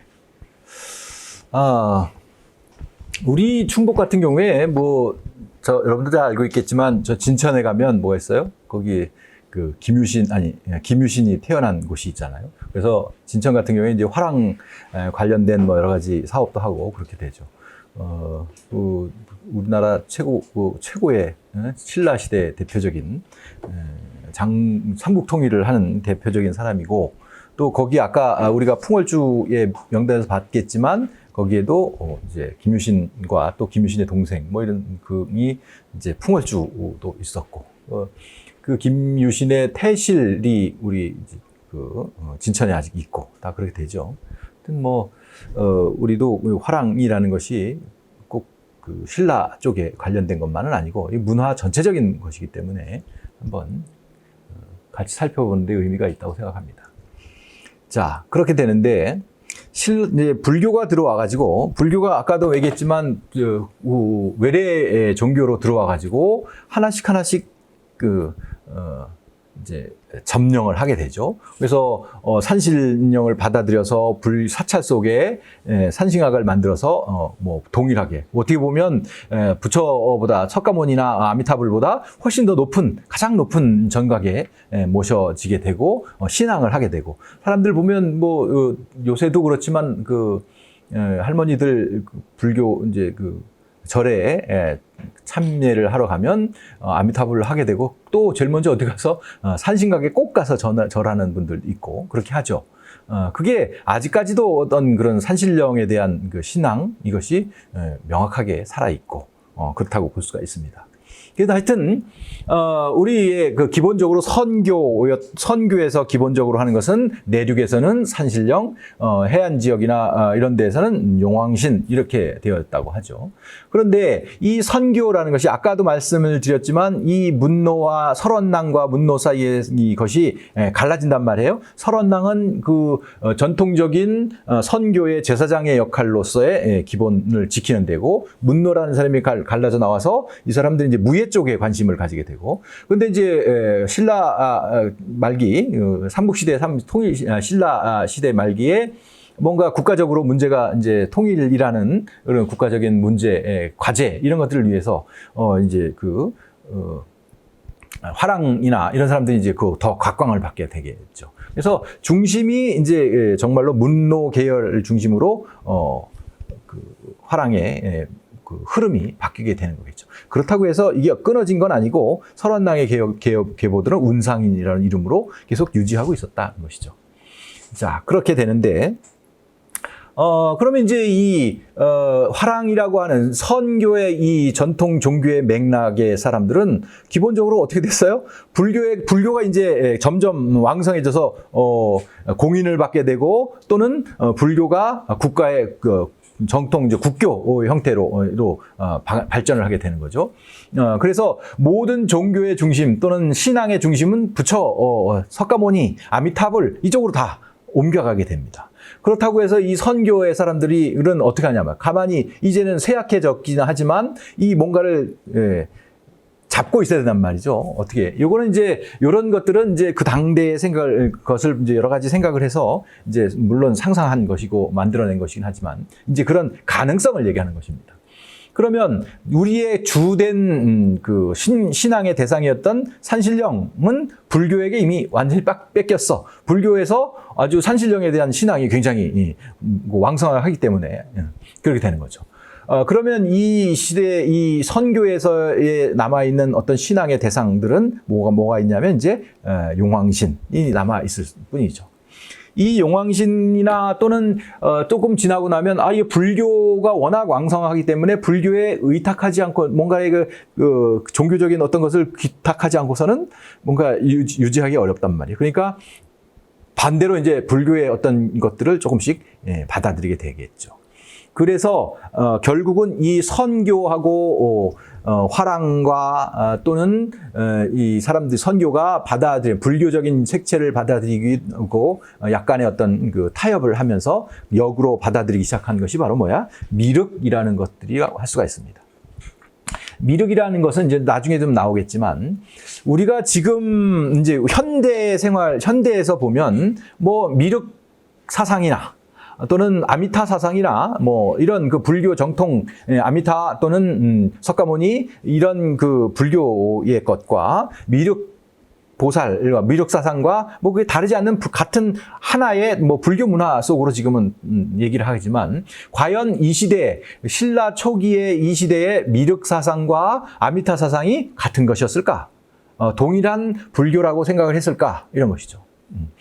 그래서 그 당시의 기록들을 좀 살펴서 정말인지 아닌지를 한번 좀 나눠보고 싶습니다. 이것들은 대체로 어디에 나온 얘기냐면 삼국유사에 들어있는 얘기죠. 삼국유사를 지은 사람은 바로 누구예요? 이련이라는 승려인 거죠. 이 승려가 볼 때 이제 그 신라 시대의 기록들을 보았을 때 거기에 승려 또는 불교, 뭐 부처 이런 내용들이 있으면 그 관련된 것들만 뽑아 놓은 거예요. 골라 놓아서 삼국유사를 만든 거죠. 앞에 이제 기편 이런 것들은 이제 뭐 왕대라든가 뭐 단군이나 이런 걸 빼고 나면 그 뒤에는 대체로 다 불교 창건 설화라든가 뭐 승려에 관련된 불교 관련 설화들이 늘 모아 놓은 것일 뿐입니다. 그래서 자기가 승려의 눈으로 봐서 이거 불교에 관련된 거네 하면 뽑아 놓은 거란 말이야. 그런데 이제 고려시대 사람, 고려 중후기의 사람의 눈으로, 승려의 눈으로 볼 때는 당연히 이게 불교의 이야기라고 느꼈기 때문에, 생각을 했기 때문에 뽑아놓은 거지만 그 내용을 잘 살펴보면 꼭 그렇지는 않은 것들이 보인다. 이런 얘기죠. 자, 여기 보면 이제 미륵선화에 관련된 얘기입니다. 이게 보면 진지왕 때에 흥륜사는 뭐 유명한 그 절이었지만 진자라는 승려가 있어서 항상 당주 흥륜사라는 이 절의 기본적인 가장 부처는 주된 신앙 대상은 뭐냐면 미륵이었단 말이야. 미륵이었어요. 미륵상이었는데 그 미륵에 나아가서 항상 기원을 하기를 뭐래? 원컨대 우리 대성께서는 화랑으로 화하시어서 세상에 출현해서 제가 항상 거룩한 모습을 가까이 뵙고 싶어 어쩌고 이런 얘기야. 이 미륵이 화랑으로 미륵이 화랑으로 환생해서 나타나기를 바랬단 말이에요. 그러면 이제 미륵과 화랑의 어떤 관련들이 나오겠죠. 그래서 그 정성스럽고 간절하게 기도를 했더니 더 그 마음이 날로 했다. 어느 날 밤에 꿈에 한 승려가, 이때 승이라고 나왔으니까 이건 중들과 관련된 얘기구나 하고 뽑아낸 것이겠죠. 이련이. 그에게 말하기를 그대가 웅천, 지금의 공주죠. 수원사로 가면 미륵선화를 볼 수 있을 거다. 미륵선화, 선화라는 것이 바로 뭐예요? 뭐 여기 애매하게 됐지만 우리는 국선, 화랑 이런 것들이 거기에 또 미륵이 붙었어. 거기에 또 화랑과 관련된 거잖아요. 그죠? 너는 가면 나는 화랑으로 화한 모습을 보고 싶어요 하고 간절하게 했더니 그래 내가 꿈에 이제 나타나가지고 미륵선화를 넌 볼 수 있어. 네가 원하는 미륵선화를 볼 수 있어. 그게 뭐야? 이 선화라는 것들은 바로 선교의 화랑들과 미륵과 관련된 이제 좀 확대된 모습의 이것이 나오겠죠. 그래서 미륵과 화랑과 선교가 합쳐진 것이 나타나게 되죠. 진자가 놀라가지고 깨서 그 절을 찾아서 열흘 동안 행정을 한 걸음 갔단 말이야. 그 절에 갔더니 절 밖에 이르니까 복스럽고 섬세하게 생긴 한 도령이 젊은 어린 남자애가 있었고 고운 눈매와 인맵시로 맞이해서 작은 문으로 인대서 객실로 했다. 진자는 올라가면서 한편은 절을 하면서 말하기를 그대는 평소에 잘 모르면서 어찌하여 대접함이 이렇게 은근한가 하니 그 어린아이가 낭이 말하기를 저도 또한 서울 사람입니다. 경 사람이라고 했어요. 스님께서 먼 곳에서 오심을 보고 위로를 드릴 뿐입니다. 하고 잠시 후 밖으로 나갔는데 간 곳을 알 수 없었다. 그래서 뭐 우연한 일이라고 생각했는데 정들의 지난 그 절의 승려들에게 수원사죠. 지난 밤 꿈매기 또 이거 뜻을 내가 왜 왔는지 잠시 말석이라도 좀 붙여가지고 미륵선화를 기다리고 싶습니다. 했더니 뭐 그렇게 하라고. 그래서 그 정상이 허황된 것을 알면서도 정성스러운 태도에 그냥 여기서 뭐라고 했냐면 여기서 남쪽으로 가면 천산이라는 데가 있는데 얘부터 현인과 철인이 있다. 이제 감명을 한다고. 그쪽으로 가서 보는 게 네가 원하는 게 거기로 가면 찾을 수 있을 것 같아. 그래서 진자가 그 말을 쫓아서 산 안에 갔더니 뭐가 나타나? 산신령이 나타나는 말이야. 산신이 나타나가지고 노인이로 변해가지고 와서 말하기를 여기에 무슨 일로 왔냐? 천산에 산신령이 나타나서 무슨 일 왔냐? 했더니 미륵선화를 보고 싶습니다. 라고 했더니 지난번 수원사 문 밖에서 벌써 미륵선화를 봤는데 여기에서 뭘 또 찾아? 하고 놀라서 본서로 갔더니 없지 당연히. 그래서 이제 집안의 진지왕에게서 이제 그 얘기를 들었더니 낭이 자기가 뭐라고 했어? 나도 서울 사람입니다. 라고 했으니까 그러면 성인은 거짓말을 하지 않는데 왜 성안을 찾아보지 않냐? 그래서 성안을 서울 경주 성안을 마을을 두루도 찾았죠. 한 소년이 화장을 곱게 하고 용모가 수려하였으며 영묘사 동쪽 길가에 이제 다니면서 놀고 있었다. 그것을 보자 놀라말 이분이 바로 미륵선화다. 화장을 곱게 하고 용모가 수려하고 예쁘고 잘생겼다는 얘기죠. 그러니까 낭의 집은 어디냐? 뭐 물었더니 나는 내 이름은 미시이고 부모님 일찍 돌아서 성은 모른다. 그래서 그를 감옥에 태옥에 들어와 가지고 왕은 그를 보고서 국선으로 삼았다. 국선이 바로 뭐예요? 아까 얘기한 것처럼 화랑도의 또는 선교의 어떤 대표적인 것이야. 선교의 국가에서 나온 선교의 제사장이란 뜻이란 거죠. 요게 이제 재미있는 것 중에 하나가 조선시대로 가면 조선시대에는 이제 용어가 없어지죠. 국선이라는 용어는 이제 없어집니다. 조선시대에 다시 등장하는 용어는 뭐가 있어요? 국무라는 것이 등장하죠. 무당할 때 무당이죠. 왜냐하면 이것은 조금 뭐 다른 얘기긴 하지만 이 선이라는 것이 고려 중기에 이제 뭐가 들어와? 중국에서 정말로 정통 도교가 물밀듯이 쏟아져 들어오죠. 그래서 우리나라에 도관이 어마어마하게 세워집니다. 그래서 그 도관에서 말하는 그 도교에서 또 신성시하는 것이 바로 신선이란 말이야. 선관 이렇게 해서 신선선자를 쓰게 돼서 그것이 이제 신선선자를 거기서 다 뺏어갑니다. 의미를. 그러니까 이 고려시대에서도 이 선이라는 글자를 떠올리면 국선을 떠올리는 것이 아니라 도가의 신선을 떠올린단 말이야.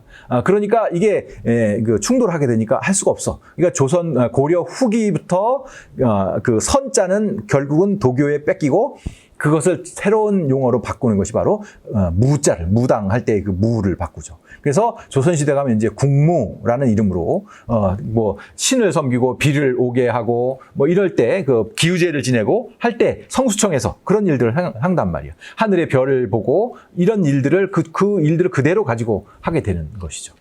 하여튼 그런 문제가 있는데 하여튼 이 어린아이를 데려다가 국선으로 삼았다. 선교의 어떤 제사장으로 삼았다. 여기 이제 요거는 이제 요것도 정말 좀 국어학적으로 다시 찾아봐야 되는데 내 이름이 뭐냐면 미시라고 하죠. 요거는 안일미자 이게 이제 주검시자인데 요게 시라고 읽혀서 있지만 요게 고대의 어떤 그 표기법을 보면 요 시자가 시옷 발음이 나는 게 아니라 리을 발음이 납니다. 그래서 요거는 아마 여기다가 이 모습은 요거는 고대의 뭔 글자를 쓴 거냐면 밀. 요게 미고 여기에 리을 받침을 넣어서 밀이라고 이런 하는 글자를 우리말을 표기한 글자일 거다라고 하는 사람도 있습니다. 그 밀이라는 게 무슨 뜻이에요?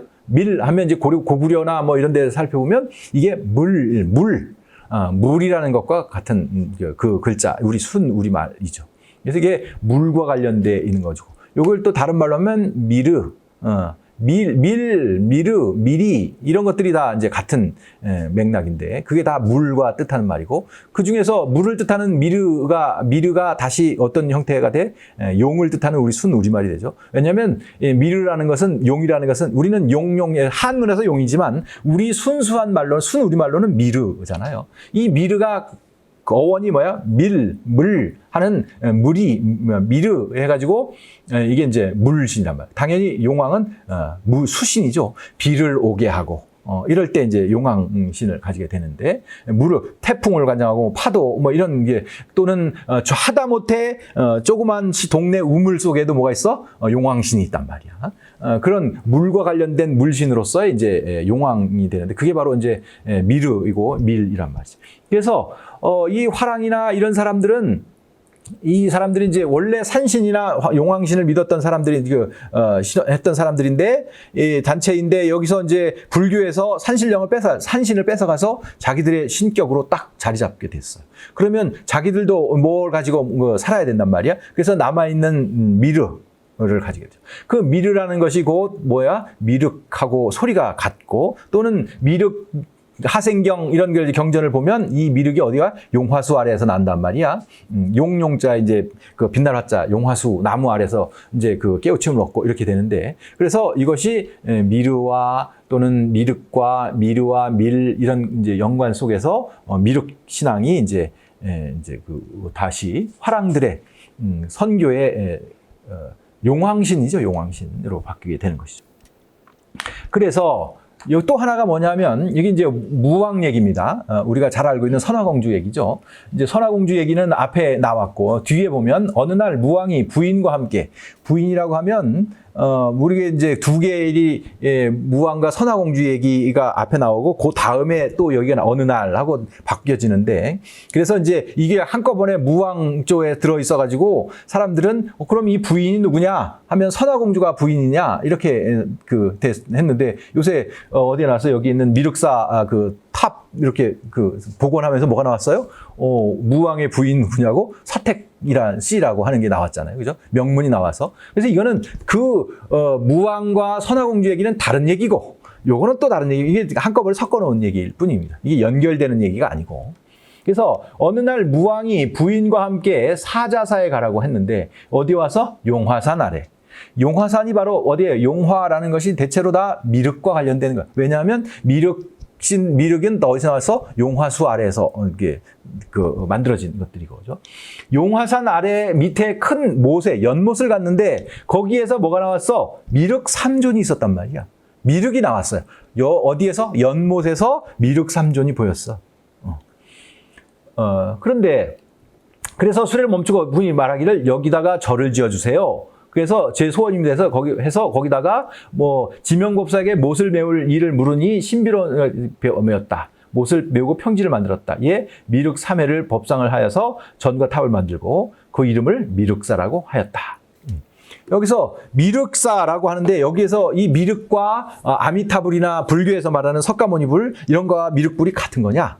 이건 좀 다른 문제. 그 당시에는 좀 다르게 봐야 한다. 우리가 고대의 어떤 것들을 보면 미륵신과 석가모니가 맨날 싸우는 얘기들이 많단 말이야. 서로 힘 경쟁하고 이런 것들이 많이 있게 되는데 하여튼 이 신라 그 당대의 고대 시대의 그 아미타 사상과 미륵 사상이 이제 같은 불교로 묶여질 수 있었을까 이런 것들이죠. 여기에서 말하는 것은 뭐야? 못가야. 큰 못, 연못과 관련돼 있어. 연못에서 뭐가 나타났어? 미륵이 나타났어. 연못이라고 하는 것은 바로 뭐야? 용화수라고. 이게 아까 말한 미륵이죠. 미륵. 용왕신들이 조그만 연못, 하천, 우물, 바다, 모든 물이 있는 곳에 있는 신격은 다 뭐예요? 용왕신이 있단 말이에요. 용신이. 미르신이 있었던 것이죠. 거기에서 미륵신이 있고 3존불이 나니까 거기다가 미륵사를 세운 것이라고 하죠. 이것은 지금은 뭐 지금 현태를 보면 다 미륵사고 다 절 같은 불교이겠지만 애초에 처음 세워진 곳에서는 아마 이것은 좀 다른 그 불교 정통 우리가 알고 있는 아미타 사상의 불교와는 좀 다르지 않았을까 이거죠. 그래서 기본적으로 고대의 그 사상이 그 종교가 있었을 때 그 사람 그 종교를 행하던 뭔가 있어요? 사당이 있었을 거란 말이에요. 그것이 이미 예전에 그 이전에 우리의 가장 핵심적인 좋은 명당 자리에는 당연히 하늘에 있는 신에게 산신에게 제사 지내는 곳이 있을 테고 멀리 바다가 보이는 아주 좋은 자리에는 뭐가 있었겠어? 당연히 용왕신에게 제사 지내는 터가 있었을 거란 말이에요. 그것이 이 세상, 우리 고대 시대엔 있었을 텐데 이것이 이제 불교가 점점 대중화되고 할 때마다 어떻게 돼요? 그러면서 이제 점점 하나의 그 정통 산신이 있는 곳 또는 산신을 모시던 가장 큰 사당이 있던 곳에 그 자리에다가 가장 좋은 명당이니까 그 자리에 부처를 갖다 앉혀 놓는 것이고 용왕을 모시던 이곳에 부처를 모시고 이렇게 바꿔가는 과정이지. 새롭게 뭐가 나라를 그래서 삼국유사나 삼국사기 특히 삼국유사 같은 데 나오면 연기 사찰을 쓰는 것 중에 많이 나오는 것 중에 다 뭐야? 고려 보면 이제 경주에 가면 지금 뭐가 있어? 황룡사 이런 것들이 나오죠. 황룡사 가장 큰 절터였다고 하는데 그 절터인 황룡사의 어떤 절을 지을 때 보면 원래는 거기 뭐였단 그 자리가 뭐였어요? 가장 큰 용왕신에게 제사 지내는 곳이죠. 큰 연못이 있다고 하죠. 지금 발굴을 하다 보면 거기가 연못터였다는 것을 알 수가 있었다고 해. 그래서 신라에 있어서 경주에서 가장 큰 용왕신을 모시던 그 용왕 제사를 지내던 곳이 바로 그 황룡사터였어. 거기에서 이제 그러니까 거기가 원래는 용왕을 모시던 사당이 있었던 곳인데 여기에다 이제 불교 사찰을 넣으려고 하니까 용왕이 자꾸 방해를 하죠. 뭐 이런 얘기가 나오죠. 뭐 반항을 하겠지. 새로 여기가 원래 용왕터인데 왜 그 부처 석가모니 아미타 석가모니를 갖다 놓느냐. 이제 치격태가 결국은 뭐 여러 가지의 과정을 거쳐서 쫓아내고 거기다가 불교를 이렇게 석가모니 상을 올려놓는 이런 과정들이 이 신라 당대의 이 삼국유사에 써 있는 그 내용들을 보면 다 원래 거기가 이것처럼 우물 또는 그 연못 뭐 이런 그 용왕신에게 제사 지내던 곳에다가 새로운 부처를 아미타 부처를 바꿔내 치환해내는 이런 과정으로 읽어야 할 그 기사들이 아주 많이 있죠. 그 과정들인 거예요. 원래 거기에는 용왕신을 모시던 거예요. 여기도 마찬가지로 연못이 있었고 거기에서는 미륵산 3존이 나왔어. 그래서 세운 것은 미륵사야. 미륵을 위한 것이고 여기에서 나오는 것들은 다 뭔가 용왕에 관련된 것일 수도 있습니다. 여기가 이제 미륵사 우리가 알고 있는 탑이고 진표율사가 있는데 김제에서 태어났단 말이에요. 12살에 금산사로 출간했어요. 내변산 부안에서 정진해서 미륵불을 보고서 미륵불을 친견하고 깨우침을 얻었어. 그래가 금산사로 와서 미륵전을 지었는데 금산사에 커다란 연못이 있었어. 미륵전을 세울 때 얘기인 거죠. 그래서 이를 메우고 미륵장전부를 조성하였는데 이상하게도 흙을 메우면 다음 날 어김없이 파헤쳐졌어. 누가? 연못에 사는 용이. 용이 여기다가 파헤친단 말이야. 이때 보살이 현신해서 스스로 연못을 메우면 용이 떠날 것이다. 해서 그 용을 또 떨쳐 보내고 나서 거기다가 이제 미륵사를 세우는 것들이죠. 이런 거죠. 여기 이제 우리가 알고 있는 미륵전이 되는 거죠. 여기에 보면 마애불이라든가 이 우리가 아는 금동 방가 사유상 이런 것들이 다 미륵과 관련된 것들이지 정통 그 아미타불은 아니다 이런 것들이죠. 그 미륵불들은 이것도 삼국시대에 만들어졌다고 하는 것들이죠. 이거 현대에도 새롭게 만들어지는 것들이야. 이건 다 이렇게 바깥에 서 있는 것들은 다 이것들이 이제 조선 고려로 넘어오면 이 조성하는 것들이 이제 민간으로 넘어오죠. 민간으로 넘어와서 생긴 게 조금 이제 뭔가 예술적이나 이런 것들이 약간 이제 투박해지고 이런 형태가 바뀌어지게 되는 것들이죠. 자, 요거와 이제 좀 다른 문제가 있는데, 왕이 나라를 다스린 지 24년인데, 오악과 삼산의 신들이 때로는 혹 대궐 뜰에 나와서 놀았다. 그 대궐 뜰에 나타나 모셨다. 대궐뜰에서 신들이 나타났다. 그럼 신들에게 제사 지냈다는 얘기인 거죠. 신들을 모셔와서.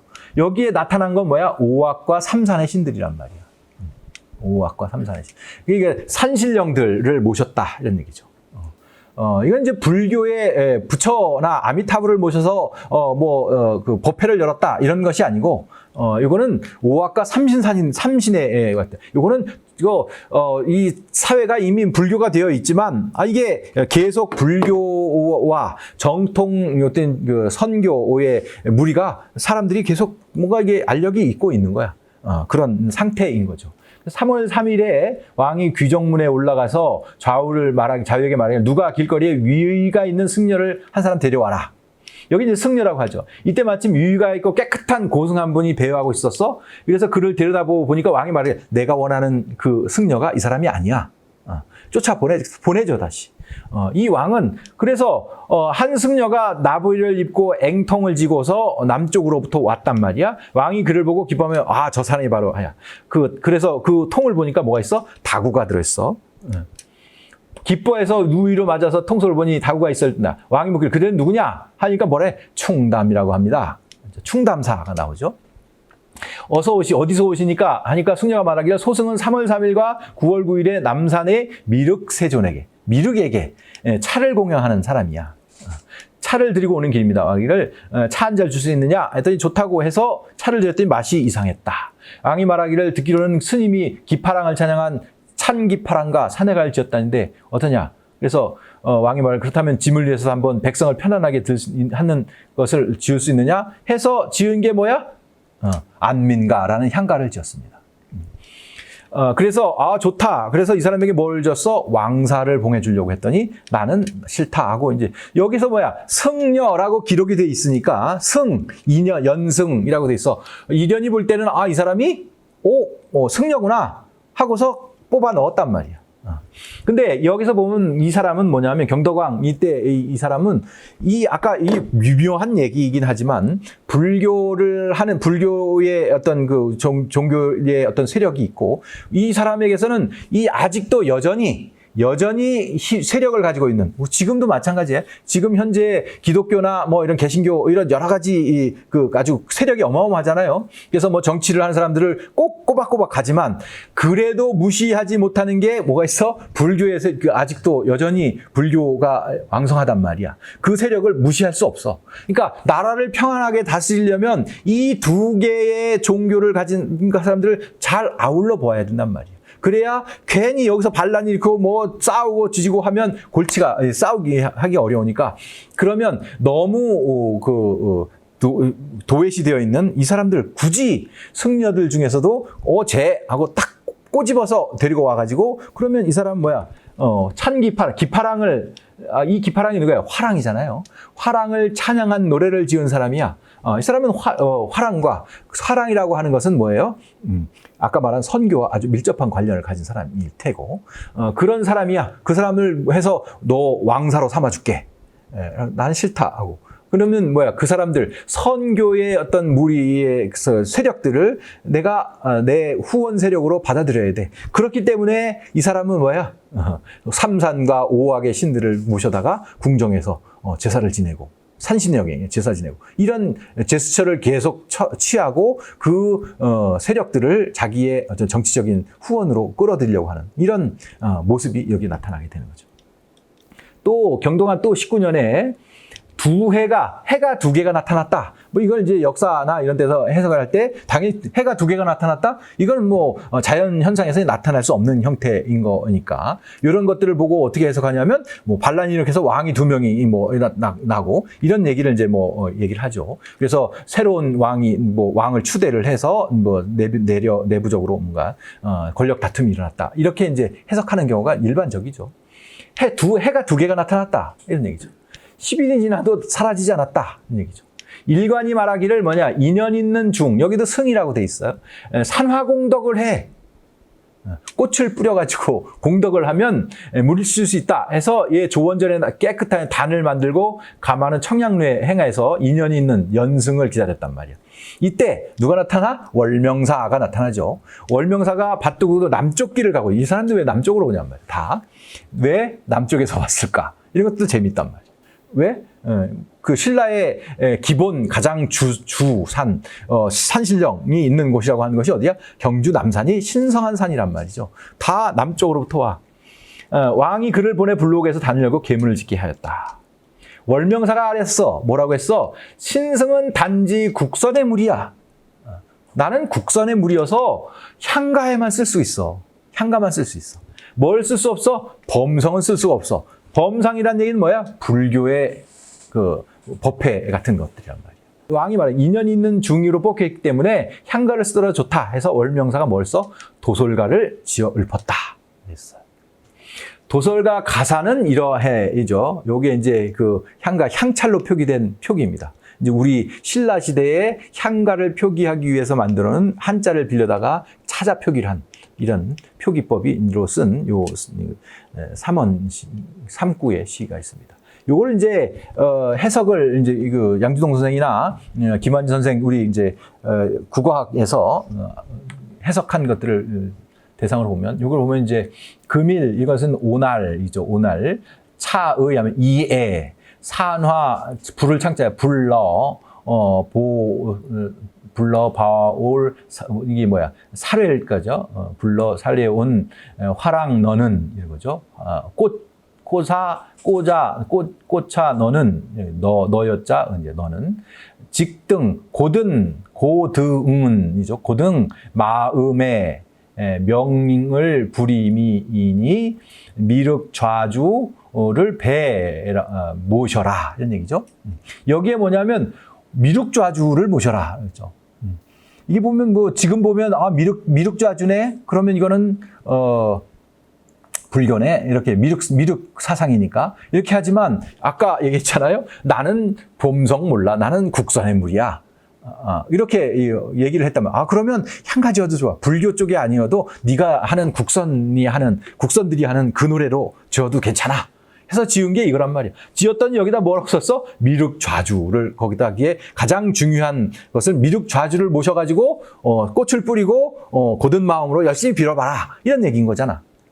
이 국선의 무리들이 어떤 그 가장 대표적인 신격으로 이 당시에 설정한 것은 바로 미륵 좌주였단 말이에요. 요거에 재밌는 것이 뭐냐면 삼국유사에 들어있는 향가가 14수가 들어있는데 이 중에 삼국유사 본 그 기사 속에 한문으로 번역해 들어있는 이 당대에 번역한 거겠죠. 우리가 번역한 게 아니고 적어도 고려시대 그 시대에 번역해서 한시로 번역해서 같이 실어놓은 건 이거 하나밖에 없습니다. 그래서 여기에 한시로 이렇게 4원 7원절구 형태로 번역을 해 놓은 것은 이거는 삼국유사에 들어있는 본래 기사야. 본래 기사를 보면 이 내용을 보면 요거하고 이 번역하고 그렇게 다르지 않아요. 용루 차일 산화가 용루는 뭐 왕이 있는 곳이 용루니까 오늘 용루에서 산화를 불렀어. 산화가 도송 청운 일편화 푸른 구름에 한 주가 꽃을 뿌려보내. 여기 산화 뿌린 꽃아 너는 이런 얘기죠. 고든 마음의 명령을 부르미니 이런 얘기지. 은중 직심지 소사 은근하고 정중하게 고든 마음이 시키는 것이니. 똑같죠? 요것을 그냥 한시로 번역해 놓은 것이야. 근데 마지막에 뭐야? 미륵좌주를 모셔라 라고 한 요 향가의 모습을 한문으로 번역을 했더니 뭐라고 썼어? 원요 도솔 대선가라고 돼 있어요. 이 선자가 무슨 선자처럼 보여요? 요거는 이제 본래 신선선자의 본래자입니다. 이제 본체자, 본자죠. 선가 하는 건 신선선자, 아까 말한 국선 할 때 이 선교의 선자하고 같은 글자입니다. 여기서 보면 도솔대선가, 도솔천의 미륵님을, 이게 선가라는 것이 바로 뭐냐면 미륵과 같은 뜻이라는 것이지. 적어도 고려시대 그 당대에 이것을 이해한 사람들은 미륵이라고 하는 것은 곧 뭐야? 선가라고 이해를 했다는 거야. 불교의 것이 아니고 뭐 부처님, 아미타불 이렇게 번역을 한 게 아니고 뭐라고 번역했어? 선가라고 번역을 했다는 것이죠. 이거는 우리와 현대에서 그 당대에 가장 가까운 사람들이 이해를 했고 그렇게 이해를 했고 그 사람들이 번역을 할 때도 선가를 가지고 번역을 했단 말이에요. 미륵과 미륵은 선교와 관련되어 있는 것이고 아미타불이나 석가모니하고는 다른 계열이었다는 것이지. 나는 국선의 물이기 때문에 범성을 몰라요. 라는 월명사가 이렇게 지었고 그 월명사의 것을 그 당대인지 뭐 적어도 고려시대 사람들이 한문으로 번역을 할 때 선가라고 번역을 했다는 것이죠. 미륵과 선가는 같은 이런 개념이라는 것이죠.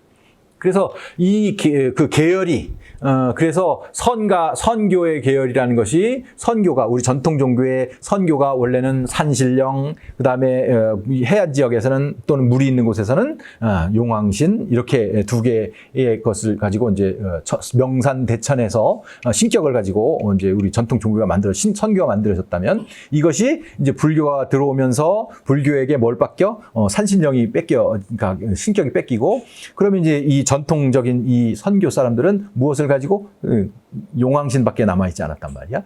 용왕신을 어떻게 할까? 이것을 지키게 되는데 불교가 워낙 득세를 하니까 불교의 모습과 또 교리를 가져다가 뭔가 개편을 해야 된단 말이야. 그러다 보니까 거기에 등장하는 것이 바로 미르. 이거죠. 물, 이런 것이 물신인 우리에 있는 용왕신과 이 소리가 같고 또 용화수 아래서 나타나고 뭐 여러 가지 용왕신과 뭐 이렇게 혼잡이 되면서 자기들이 이제 미륵신을 가지고 선교의 신격으로 삼게 되고. 그래서 이 당시의 사람들은 미륵이라는 것은 불교의 어떤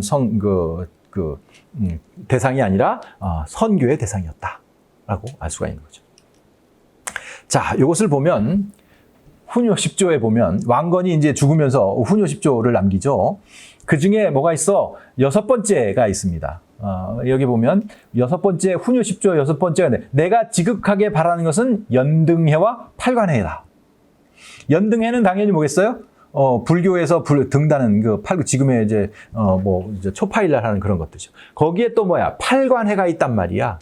팔관해. 지금 팔관해는 유명무실해졌지만 지금 팔관해를 복원하고 이렇게 하게 됩니다. 하게 되는데 대체로 어디서 불교 행사로서 이제 팔관해를 사찰에서 하죠. 그래서 바라춤 추고 이렇게 합니다. 그 팔관해는 부처를 위한 어떤 회가 아니고 무엇을 하는 위한 거예요?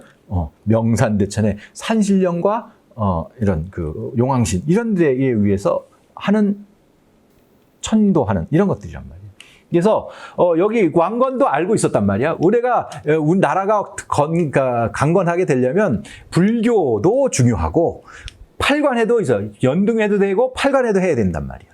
연등해는 부처를 섬기는 까닭이야. 그렇죠? 연등해는 부처와 관련되고 팔관해는 뭐와 하늘의 신령 및 오악, 명산, 대천, 용신을 섬기는 까닭. 이건 훈요 10조에 이걸 번역을 한 것이고 이건 한문을 원문을 내가 넣지는 않았지만 그대로 이제 번역을 한 겁니다. 제가 한 건 아니고 제가 할 수도 있지만 이건 그냥 국사편찬위원회나 이런 데 가서 보면 이대로 돼 있습니다.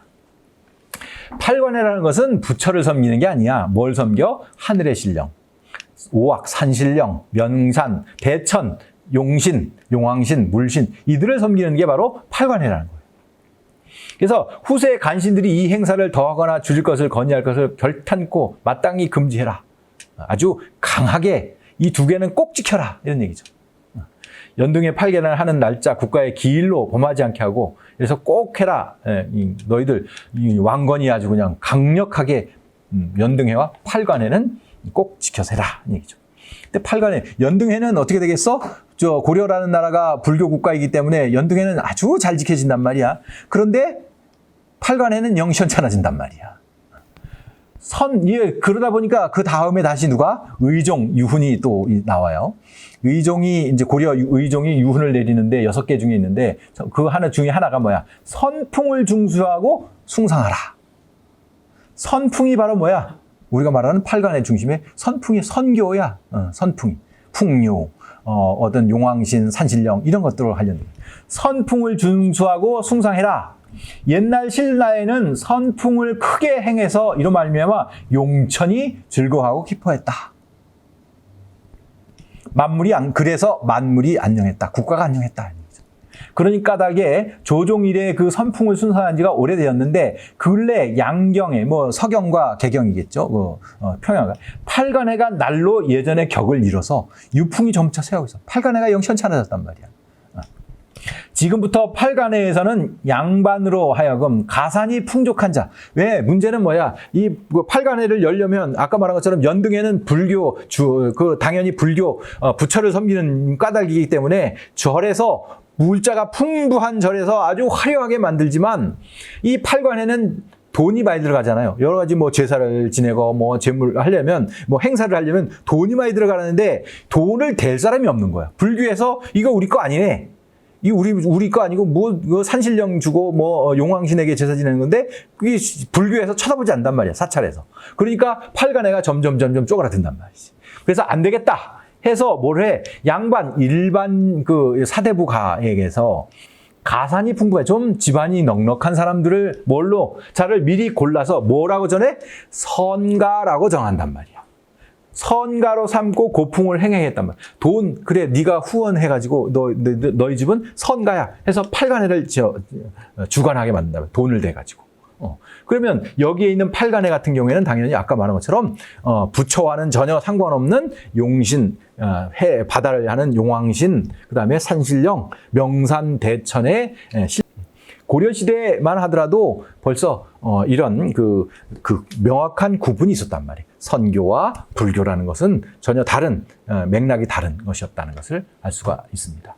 이런 것처럼 이제 기본적으로 아까 우리의 선교라는 것은 지금도 남아 있어요. 아까도 모두에 얘기한 것처럼 처음에 산신령이라고 하는 우리나라 각 마을마다 있는 성황나무라든가 이런 것도 당연히 이런 것 다 같은 맥락의 것들인 것이죠. 또는 뭐 용왕신, 뭐 풍어제를 지낸다거나 뭐 이런 것들이 다 우리의 전통적인 또 불교 속에 들어있는 산신각도 마찬가지고 우리 유교 정통 유교 속에서도 아직도 정확하게 있는 그 산신제를 지내는 뭐 그 제례 속에 꼭 들어 있는 것이라든가 또는 그 산에 있는 그 규모가 있는 묘역에는 항상 산신에게 제사 지내는 다시 새로운 또 특별한 공간을 따라 마련한다거나. 그래서 조선시대의 유가에서는 이제 그런 내용을 찾기가 좀 어려워요. 아까 잠깐 얘기한 것처럼 고려 말기에는 이 신선이라는 이 선을 이때까지 고려 초기 중기까지만 하더라도 이 선가라는 우리 전통 종교로서의 선가가 명확하게 존재했고 왕들도 그런 걸 명확하게 인식을 하고 있었단 말이에요. 그런데 아까 말한 것처럼 중기에 중국에서 도가가 막 쏟아져 와서 도관이 막 세워지면서 이 선이라는 글자가 도교에 뺏겼어. 신선이라는. 우리는 선이라는 요 글자를 딱 떠올리면 제일 먼저 뭘 떠올려? 신선. 하늘에 뭐 구름을 타고 다니고 불로장생하고 뭐 우화등선하고 어쩌고 하는 이런 도가의 것들로 생각이 바뀐단 말이에요. 그렇게 되면서 이 선이라는 글자가 도가로 뺏기게 되면서 그 선을 그렇지만 용어는 글자를 빼앗겼지만 그 실체는 남아있단 말이야. 그럼 이 실체를 지칭하는 용어가 만들어지게 써야 되는데 그 용어는 무엇으로 바뀌었냐? 무로 바뀌었다는 거죠. 그래서 신라시대에 국선이 있는 것처럼 조선시대에 가면 국무가 생겨서 그 일을 담당하고 이어지게 되고 지금은 뭐 그것이 많이 무속 쪽으로 이제 많이 기울어져 있긴 하지만 그래도 우리의 전통적인 것이 수천 년 동안 한 번도 끊어지지 않고 이어지고 생명력을 잃고 우리에게 아직까지도 뭔가에 영향을 미친단 말이에요. 우리도 아직까지도 그 동제 가면 성황나무에 가서 열심히 빌고 그렇게 한단 말이에요. 아들 낳게 해주세요. 나중에 뭐 했어요? 누가? 웅녀가 어디 가서 신단소에 가서 빌잖아. 아들을 낳게 해 주십시오 하고 빌잖아요. 그래서 결국은 아들을 얻었어. 그게 바로 벌써 4,000년 5,000년 전의 이야기가 그것이 그대로 현대사회에서도 이어진단 말이에요. 그 전통의 맥이 전혀 변하지 않고 이어지고 있다는 것. 이것이 중요한 것이야. 전통이라는 것은 그냥 거부할 수 없는 그냥 우리 피 속에 스며들어 있는 것들이에요. 그것을 요새는 정치적인 것이나 여러 가지 문제를 가지고 미신이다 뭐 하고 할 수는 없는 문제인 것이죠. 그래서 그 가치를 알아야 뭐 그걸 믿고 안 믿고는 상관없어요. 그것은 그래도 기본적으로 이것이 어떤 의미를 가지고 있고 어떤 가치가 있는지 이런 것들은 우리가 기본적으로 우리가 현재를 살아가는 우리 전통이라는 것에 대한 것을 인식은 하고 있어야 된다. 그래야 어느 순간에 또 다시 새로운 무언가의 문화가 만들어질 수 있는 또 새롭게 새로운 종교들과 연결이 돼서 또 새로운 어떤 우리만의 고유한 문제가 만들어질 수 있는 그런 상황이 되는 거죠.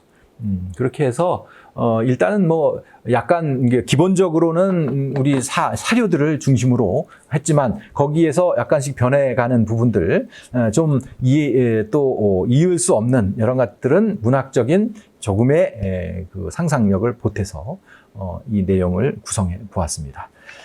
오늘 뭐 어떻게 재미있었는지 어떤지 모르겠습니다. 직접 그 대면으로 오늘 했으면 질문도 서로 얘기하고 뭐 의문 나는 것이나 이런 것들을 했으면 좋겠는데 그렇게 하지 못하고 이렇게 그 비대면으로 끝나게 돼서 정말 너무 아쉽습니다.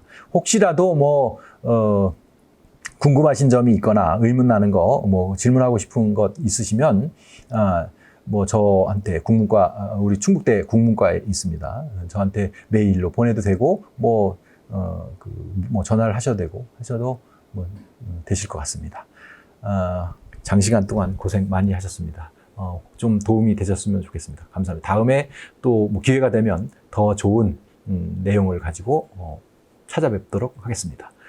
감사합니다.